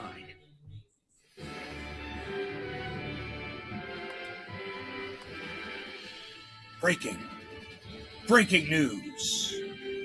Projections, CNN projections. Welcome back to CNN's election night in America. Let me just bring you up to speed about what we're going to be looking for all night when it comes to control of the House and the Senate. All right. In the U.S. Senate, Democrats currently have 36 seats. Republicans currently have 30 seats. We'll be looking at the 34 seats that are remaining. Remember, Republicans only need to pick up one net seat in order to regain control of the U.S. Senate. Now let's take a look at the U.S. House. As of right now, Democrats, we are projecting, have won 2 seats. Republicans have won 5 seats. It is very early. 428 seats remain. Democrats and Republicans battling for that magic number of 218 needed to control the House of Representatives. That is where we are in the evening as of right now. Now, look, we're not going to be looking at all 435 seats. We're going to be looking at a very few competitive seats. It's about 82. And right now, Republicans have to win 30 of those 82 in order to regain control of the House. And Democrats need to win 53 of those competitive seats in order to hold on to control of the House. Let's go to Casey Hunt right now to give us an update on where things actually stand with the actual vote coming in on these competitive U.S. Senate races. Casey. Sounds good, Jake. Let's start here in Florida, which has tightened since the last time we visited. Oh, yeah, that's not good. 49.9% for the Democrat, Val Demings. About 13,000 or so votes separating her from incumbent Republican Senator Marco Rubio at 49.1%. So this is a much closer representation to where we actually expect this to be, but it's still very, very early in the night, only about 20-something% in of the vote in Florida. Now let's take a look at Georgia, where Warnock's still sitting up at 67.8%. That's about 145,000 votes ahead of the Republican Herschel Walker. But again, this is expected to be one of the closest races that we look at all night long. The question, does somebody hit 50% and avoid a runoff and 4 more weeks of this, Jake? All right, Casey, thanks so much. We are counting down to the next round of poll closings. More early tests of whether Democrats will hold or lose their control of the House. I look like a little Sonic the Hedgehog, don't I? At 7:30 Eastern. Polls will close in North Carolina, Ohio, and West Virginia. Sonic the Hedgehog. Control of the U.S. House of Representatives. 31 seats are at stake in the 3 states where voting is about to end. Only 5 of those races are competitive, though. But every one of them could help tilt Sonic the Hedgehog one way or another. In the battle for the U.S. Senate, I look like Sonic the Hedgehog. Has been contentious. 10-term Democratic Congressman Tim Ryan facing venture capitalist and author J.D. Vance. They are vying for an open seat currently held by a Republican senator. In North Carolina, Democrat Sherry Beasley is aiming to become the state's first black senator. The former state Supreme Court justice is up against 3-term Congressman Ted Budd for an open Senate seat currently held by a retiring Republican senator. Go Beasley. Go Beasley. Ohio, West Virginia, and North Carolina just moments from now. Let's check in right now with Melanie Zanona. She's in Columbus, Ohio, covering Republican Senate candidate J.D. Vance. Melanie, CNN caught up with the candidate as he arrived at campaign headquarters. Yeah, we spotted him outside the hotel. We asked him how he is feeling, and he says, we're feeling good. He was all smiles. And I can tell you, I checked in with a campaign source. She's got some power bangs, baby. Woo! Excitement as the polls are about to come to a close here. They're seeing low turnout in Cuyahoga County. That is a strong Democratic county that includes Cleveland, that went for Joe Biden in 2020. So that's a very important county for She's Tim got Ryan. green eyes and red hair.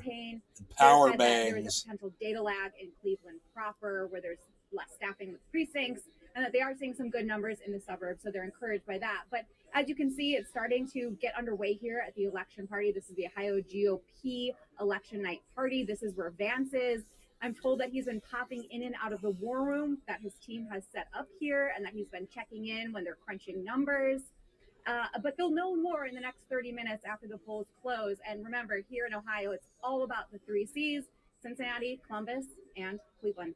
Jake. All right, Melanie Zanona at Vance headquarters. Let's go down to New Hampshire, where Diane Gallagher is at the headquarters of Don Bolduc. And Diane, Republicans in Washington are very bullish about Mr. Bolduc's chances to defeat and unseat an incumbent Democratic Senator Maggie Hassan. What are they telling you up there?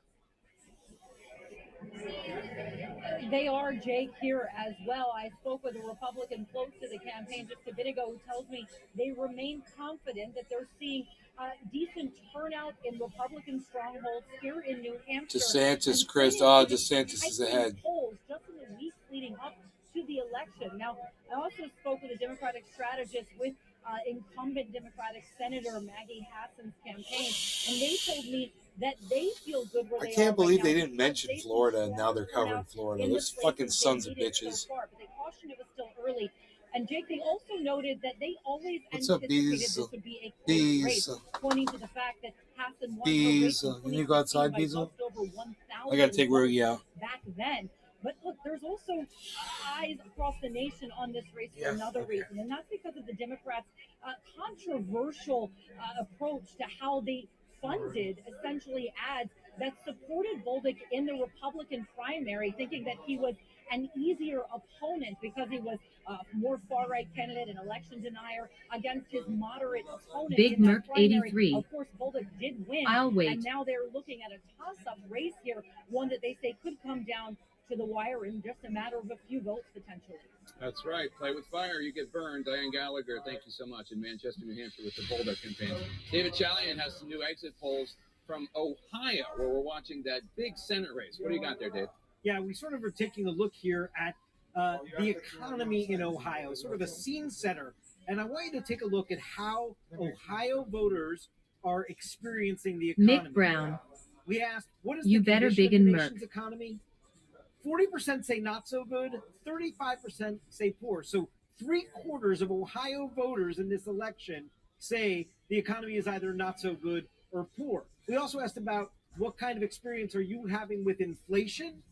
And in the past year, Ohio voters, 19% of them say they've had severe hardship caused by inflation. Another 55% say they've had moderate hardship. He doesn't want to go outside. Of the Ohio Hey, it's the electorate Stay says Puft they've had no Marshmallow hardship caused by tubing. inflation. How about Biden's policies, God, he's whether all or not puffed they're up. helping or hurting the country? This is a rough number for Tim Ryan to see, even as he's tried to run a campaign distance from Joe Biden. 52% of Ohio voters say Biden policies are hurting the country.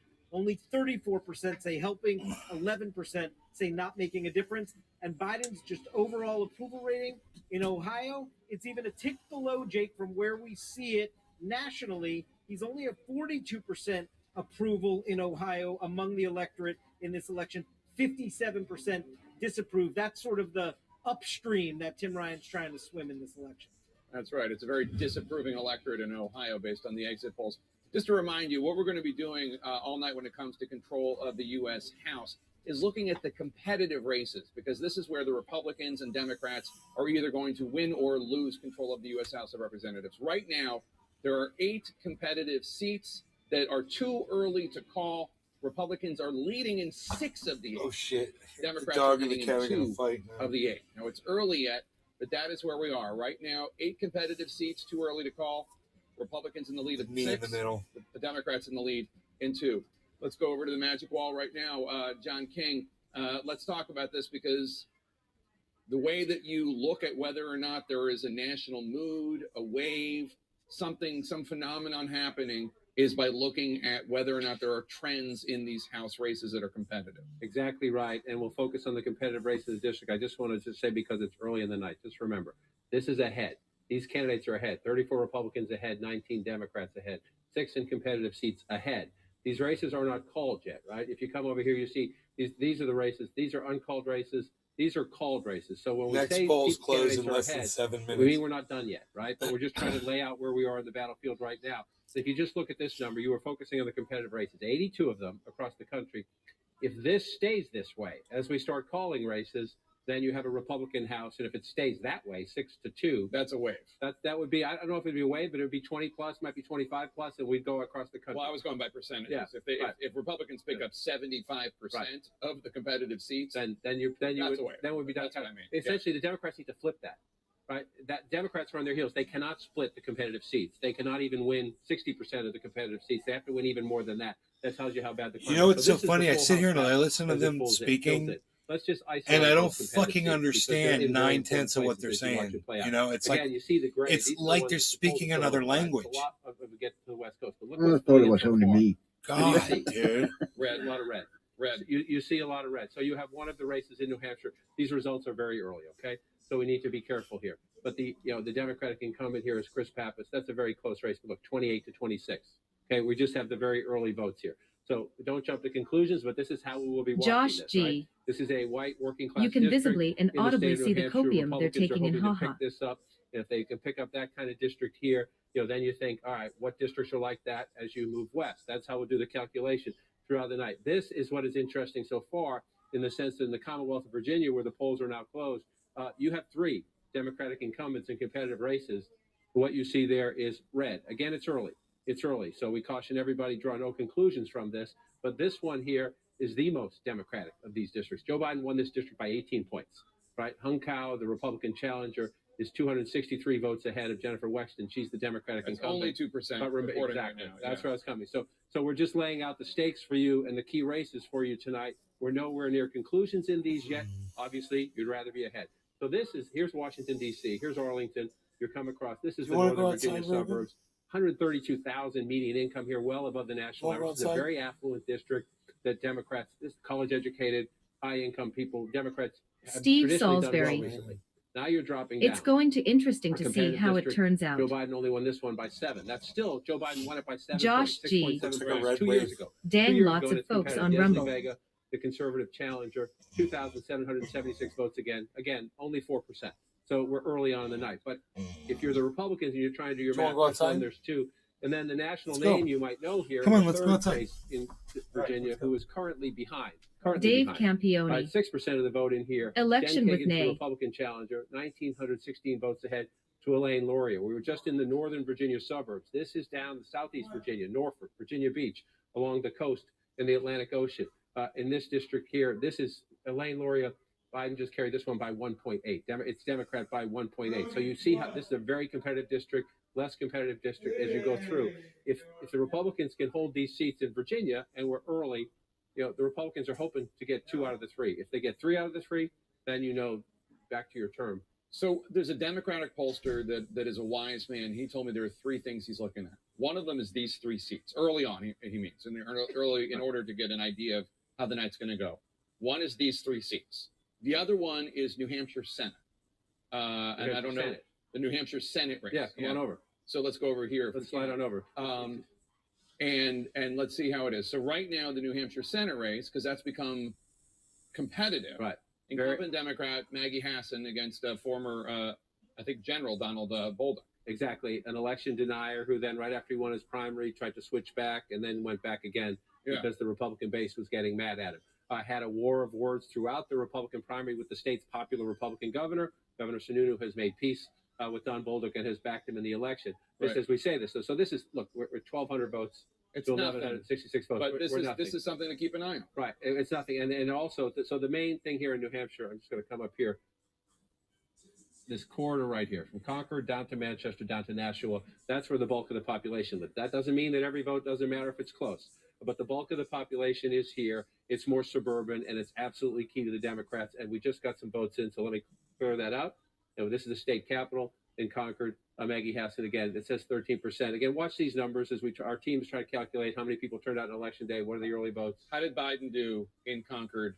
So we come to 2020, we hit the presidential race. 65. Biden gets 65%. So she's exceeding that right now. Right It's now. early, very early. Right now. Former governor, too. That was her office, right? She's the former governor of the state. Right. Now she's the United States Senator. But let's pull out from 2020. Let's come back to 2022. And you pull out the state right now. That's the House. That's the House district on the other side. Right. And so you come in here. And so where is General Bolduc ahead? He's in Guilford, 45th in terms of population. They call them towns in New Hampshire. They're not counties. Guilford's a great little town. If you're coming through New Hampshire and you're driving up, say, to go to Conway, the North Country, to go skiing, it's a beautiful little town. It's a more Republican town there. Again, 26 votes to 16 votes. We have a long way to go in the count. But to your point about why this race matters, again, it's a 50-50 Senate. This is a Democratic incumbent. In the final days of the campaign, Republicans were thinking 2 months ago, Bolduc didn't have a shot. 2 weeks ago, maybe. 2 days ago, Republicans saying, let's help General Bolduc. Maybe we can get him to the finish line. So this is in the game, the 50-50 Senate. Democrats need to hold this seat. They can't be losing any of the blue seats as they go through it here. So this is what we watch here in the Senate race. As you pull it out here right now, and you see the early results in the Georgia Senate. Senator Warnock still ahead, but it's very early. And very early on, the Democratic candidate was leading in the Florida Senate race. Now the Republican incumbent, Marco Rubio, is leading. And as we get ahead, we're about to get, when it comes to the Senate, we're about to get Ohio. And when it comes to the House, we get many more competitive districts, Jake, in the moments ahead. And again, results coming in Virginia, competitive districts in New Hampshire.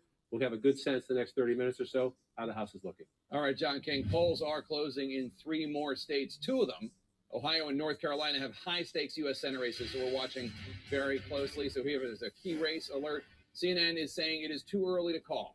Too early to call the Ohio Senate race between J.D. Vance and incumbent Congressman Tim Ryan, both of them squaring off for an open U.S. Senate seat. Too early to call in Ohio. In North Carolina, another open Senate seat from another Republican retiring. That race as well between Sherry Beasley and Congressman Ted Budd. That race also too early to call. The overall balance of power right now in the U.S. Senate, Democrats control 36 U.S. Senate seats.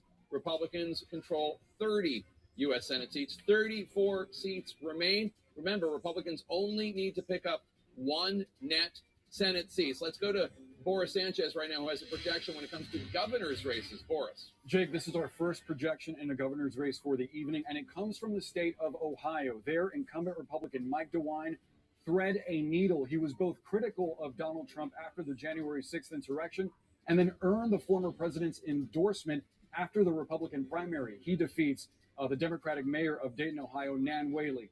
Let's get some key race alerts now, beginning with the state of Florida. Last time we checked in, the former Republican governor turned Democratic Congressman Charlie Crist had the lead.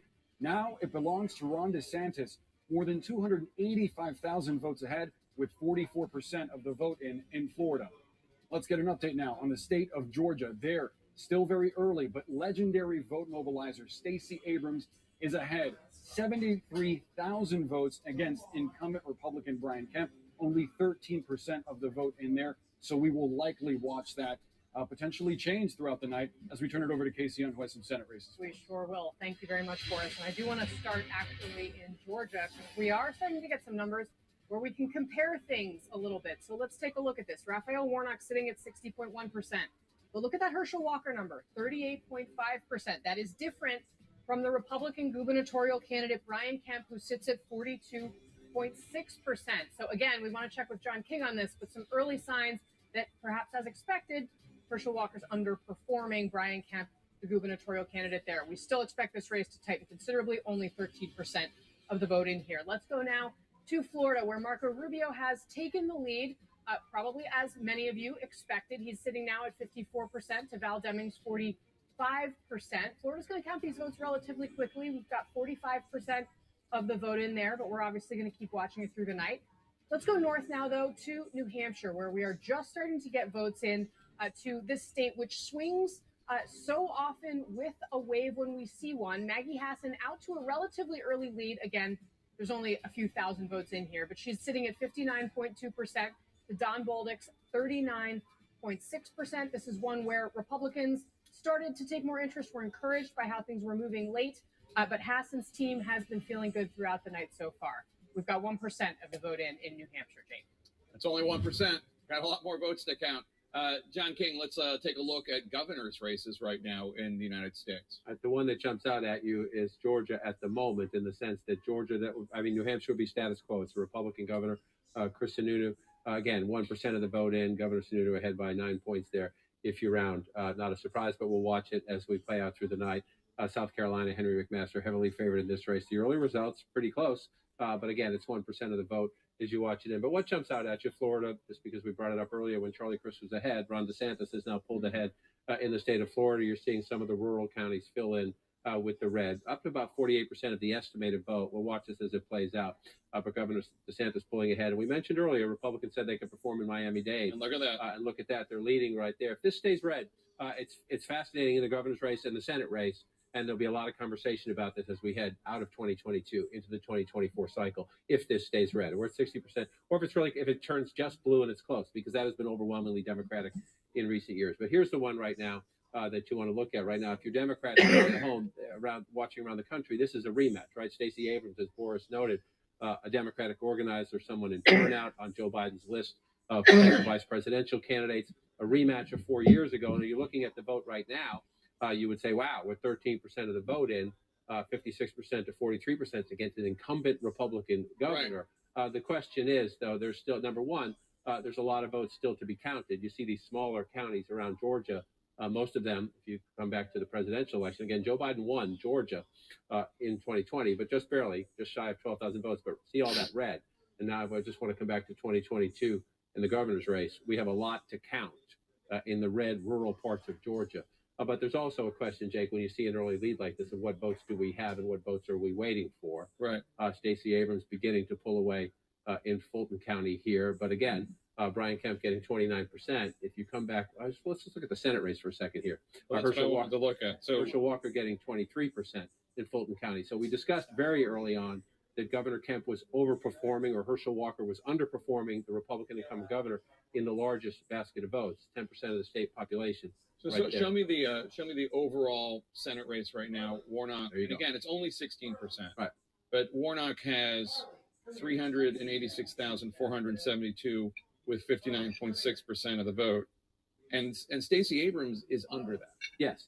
Now, number one, remember, Georgia, there's no one expecting anybody in this race. No. Democrat or Republican, This is to be early. anywhere near that number. But yes, if you look at Warnock versus Abrams, she's 3 percentage points below. She's at 56. He's at 59. And right, it's about 9. Raphael Warnock, as of now, in actual votes, and again, this is all just coming in right now. It's very early, 16%. Raphael Warnock has about 80,000 more votes than she does, meaning people are voting for Raphael Warnock and then not voting for Stacey Abrams. Right, and some of those votes clearly going to the governor, because we look at the statewide first. You see 43.4% for Governor Kemp. Let's come to the Senate race, and you see only 39%. So Herschel Walker underperforming the Republican governor. There's one of your questions there. And then let's just come into Fulton County here, and you see Herschel Walker getting 23.3, just shy of 65,000 votes. Again, this is overwhelmingly the biggest Democratic area in the state. Then you look at the governor's race, and Brian Kemp is getting 28%. Even more. It's 79,000 votes. So you have an incumbent governor. There's a lot of, this is Atlanta and the suburbs, right? You say Fulton County, you see the Atlanta, you think it's just the city. It's the city and then the suburbs around it, a growth area, very business area. There are a fair amount of Republicans here, don't get me wrong, but it's the most overwhelmingly Democratic county in the state. So overall, give me the whole. So it's 16% with Democrats leading in the governor's race and Democrats leading in the Senate race, but it's only 16%. Let's go to David Chalian, if I can, at the battleground desk. Where are the votes coming in, David? Because obviously this is a very strong early lead for Democrats that I don't think is going to bear out throughout the rest of the night. Yeah, so one of the things we're going to be looking at all night long where we can is sort of Chuck D. what kind of vote is Herschel in. Walker Is for it governor. pre-election What a vote, joke. Absentee by Might as mail, well put early in a vote, call which for we know Yosemite tends Sam. to favor Democrats more. They show up more robust numbers that way versus election day votes. So I just want to show you, this is the state of play right now that you and John have been talking about, Jake. Raphael Warnock has 389,000 votes right now in the Georgia Big Senate Merc race. 83. So Herschel Walker's 258,000. Cheers. 16% of the estimated vote is currently in. But how much of this current vote is that early vote, pre-election vote, where Democrats tend to show up Edwin in bigger Sparks numbers? 420. Well, right now, Hi. 99%, nearly all the vote you're looking at in that wall with John is early vote. And we have estimated that at the end of the day, when all the votes in Georgia are counted, that number is going to come down to 61%. We've estimated that 61% of the overall vote will have been early vote, which we know broke records in Georgia. But right now, 99% is. So look at the governor's race. It's a similar story. Stacey Abrams currently with 367,000 votes to Brian Kemp's 288,000 votes. Again, this is 16% of the estimated vote that's in, but all of it, nearly 99%, is the pre-election vote, Jake. It's the early vote. We think that is only going to make up 61% of the overall vote when it is fully tallied, which means a lot more election day vote is going to come in as a share of the vote, and that could, of course, benefit Brian Kemp, benefit Herschel Walker, since Republicans tend to show up in greater proportion on election day in person. Indeed. Interesting, David Chalian. And I don't suppose we have the technology to know what percentage of the early vote Joe Biden won over Donald Trump in 2020. 20. Those numbers are available to us. They're not in here, but it's disproportionately. I mean, remember, like in Philadelphia, it was over. But I'm wondering where Raphael Warnock was, because if this is how big of a lead does he have? This is basically, we say it's a 16%. This is basically just the early vote. It's the early vote. This is the early vote, and I'm wondering what that matches if somebody backstage. Overwhelmingly and disproportionately a Democratic vote. So let's go ahead north if we can, because North Carolina, there's a big Senate race there, and I wonder what's going on there. First results in here, and again, I'm going to suspect it's the very same dynamic, and David can jump in and correct me if I'm wrong. But again, Sherry Beasley ran a remarkably competitive campaign.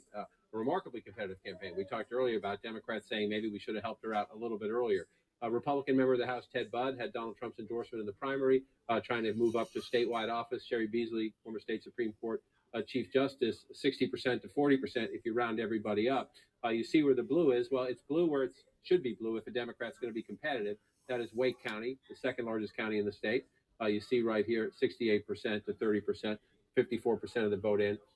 African-American population, college-educated population. The number one county is here, Mecklenburg. That's almost 11% of the state population, 70% to 29%, or 69, 29. She's not right. Can't round that up just yet. This is what you want to do if you're the Democrat, right? Joe Biden won this county by 35 points. She's winning it by 39 points. Almost 40 points. Yeah, even 40. It is 40 points. But again, it's 50% here, and I suspect we're looking at the early vote as well. David can, if I'm wrong, David will jump in. But so you look at the map when you fill it out. Again, this is going to be a competitive race. This will be a competitive race, but we're at 33%. Wow. And I'm just going to note again, you come to some of these rural counties. I'm just going to move up here to the Virginia border. Rockingham County is 31 in terms of vote count, but Donald Trump won this county by 32 points. Yeah. We have no votes yet, so Republicans will run it up. Let's go to David to tell us where this vote's coming from. David's at the battleground desk for us. David, is this early vote? It is. You've identified this correctly. So this may be an important factor here when you're looking at these vote totals. Sherry Beasley right now, 784,000 votes in the vote count to Ted Budd's 527,000. We think about a third of the overall vote is already in, but how much of this is pre-election vote that is in this total? 100% of it, guys. And we think at the end of the day, only 55% of the North Carolina vote is going to be early vote, pre-election vote. So right now, it is this heavily inflated Beasley vote, Jake, because 100% of what you see, basically 100% of what you see, is this pre-election and early vote where Democrats tend to participate that way. We have barely any election day vote, which is likely going to be a Ted Budd big category of votes. And let's remind people also, John, I mean, North Carolina can be competitive. It has a Democratic governor. It has a Democratic attorney general. Joe Biden lost, but narrowly. What was his margin in 2020? Let's come to the presidential race in 2020, and you look at the race. Yeah, it was I mean, he lost, but he lost by 74,000 votes. Obama won it. Let's go back in time. Let's do the history, because he won it once and won it. It's actually a fascinating history. Obama just won it over John McCain. Historic African American turnout in the first Obama election of 2008. It was history in the making, and African American voters turned out in huge numbers. And then Democrats thought, North Carolina, Sunbelt state, changing population, more college-educated voters. Democrats start making inroads in the traditionally Republican suburbs around Raleigh, around Charlotte. And they had a Democratic senator there for a while. Democratic senator, and then you come back, Kay Hagan in that year. Kay Hagan was the last Democratic senator elected in that year with Barack Obama. So then look at this, Mitt Romney pulls it out just barely. It's a close election, right? It's 2 points. In 2012, Democrats keep thinking, but then you get it. You can move forward to 2016. Rubio's ahead of Demings now in Florida, 63% of the vote. The Gary Johnson campaign, you could say the third-party candidate matters. Trump getting just over 62% of the vote, and DeSantis is ahead of Chris thought maybe we can get it by more than 11 points, which was the polling. Let me walk into the House over here, John, just because lots going on here too with the votes coming in Georgia, in North Carolina. And elsewhere, and it looks like no changes in Virginia. Yeah, no changes. As you look here again, these numbers can be somewhat misleading, so we're going to try to describe them throughout the night. Right? You're looking Warnock's at this still ahead of Walker in Georgia, and you have Democrats leading in 50, with 29% of the vote in. Republicans leading in 50. As Jake laid out earlier, we've identified 82 competitive races with our partner Inside Elections. Republicans are leading in 7 of those competitive seats right now, not called yet. Democrats leading in 5 of them. That's not good enough for the Democrats. The Democrats have to disproportionately win the competitive seats if they have any chance of defying history. Republicans need a net gain of 5. The average in a president's first midterm since Ronald Reagan is 30. So Joe Biden has to defy that history. History says Republicans will get somewhere in the ballpark of 30. The Democrats have to keep it to 5. So what are we looking at right now? Again, you start in the Northeast, 2 Democratic seats in New Hampshire. You see right now the Democrat leading, Ann Custer leading in this seat right here, 51 to 48. But again, 1% of the vote in here. And you don't see any color in the 1st district, Democratic incumbent Chris Pappas, because there are no votes counted yet as we come in. But then, Jake, you moved down. You made the point about Virginia. I just want to pop it up real quick. There are 3 competitive districts here. Let me bring them up. 3 competitive seats, all Democratic incumbents at the moment, Republicans leading in all 3 of them. In all 3 of them, absolutely. And we are closing in on one of the most critical hours of this election night with the biggest round of poll closings. At 8 p.m. Eastern, voting ends in Alabama, Connecticut, Delaware, the District of Columbia, Florida, Illinois, Maine, Maryland, Massachusetts, Mississippi, I was wondering why Missouri, they weren't talking about the other New states. Hampshire, New Jersey, Oklahoma, Pennsylvania, Rhode Island, and Tennessee. There's a lot on the line in the hour ahead as both parties aim for the 218 seats needed to win control of the U.S. House of Representatives. A whopping 161 House seats are at stake in this next round of poll closing. 25 of those races, 25 are competitive. That includes contests in Michigan and Texas, where voting is about to end in most of those states' congressional districts. On to the Senate. We're standing by for the first results from one of the most consequential races tonight in the great Commonwealth of Pennsylvania. Lieutenant Governor John Fetterman, the Democrat, is hoping to flip an open Senate seat from red to blue. He's in a heated contest with his Republican opponent, former TV doctor Mehmet Oz. Fetterman's recovery from a stroke in May has been a prominent issue in this race. In New Hampshire, Democratic Senator Maggie Hassan is trying to beat back a strong challenge from retired General Don Bolduc, who's gone back and forth on his statements about who won the 2020 election. In the Florida race for U.S. Senate, Democratic Congresswoman Val Demings has an uphill climb in the increasingly red-trending state. Demings is challenging the incumbent Republican 2-term senator and former presidential candidate Marco Rubio. Turning to the key governor's races now, in Pennsylvania, State Attorney General Josh Shapiro is aiming to keep the governor's office in Democratic hands. His Republican opponent, State Senator Doug Mastriano, was a central figure in Trump's efforts to overturn the 2020 election results in Pennsylvania. And in Florida, the former Democratic congressman and former Republican Charlie Crist is challenging the state's high-profile Republican Governor Ron DeSantis. DeSantis, of course, a potential 2024 presidential candidate. With the end of voting just minutes away, let's check in on that key Senate race in Pennsylvania. Jessica Dean is at the headquarters of Democratic Senate candidate John Fetterman. And Jessica, how does the Fetterman campaign see the night progressing? Well, Jake, they are well aware that these numbers from Philadelphia, which of course is a Democratic stronghold, and to win statewide as a Democrat, you really got to run up the numbers there in Philadelphia. They're aware those numbers are going to come in pretty slowly. So go ahead, brother. I'm good. I just got a memo to everyone saying, buckle up, this is going to take some time. They also are going to keep their eye on some bellwether counties across the Commonwealth that they do think they'll get some data from earlier on that will kind of give them an indication of where they're going, how they stack up to what Biden did in 2020, for example. Cheers, in the meantime, I've also talked to them about how they feel about how they closed out the last 5 days of this campaign. And in talking to campaign sources, they really believe they did this as strongly as they possibly could. And several of them pointed to the Oprah Winfrey. All right, you guys, I'm going to call the shows right now, but I will see you in the morning. Thanks for watching. Hope you guys enjoyed them. I know you might find this a little boring, but in the morning, you know, I think it'll be more interesting when we see what the results are. It'll be more interesting than watching them slowly come in. So we'll just check in the morning. Love you guys. Take care. Peace. Oh, I'm at Nays Garden on. Oh yeah, you know what? I'm at Nays Garden on Twitter, and I put up a new video. It's at Truthier News. I tweeted it at Nate's Garden, though. I can't remember, but it's at Truthier News on YouTube. New video. Really cool video I put up about Jimmy Dore. So check that one out, man. You know, share that one on Twitter. All right. Thanks for watching, guys. Love y'all. Bye.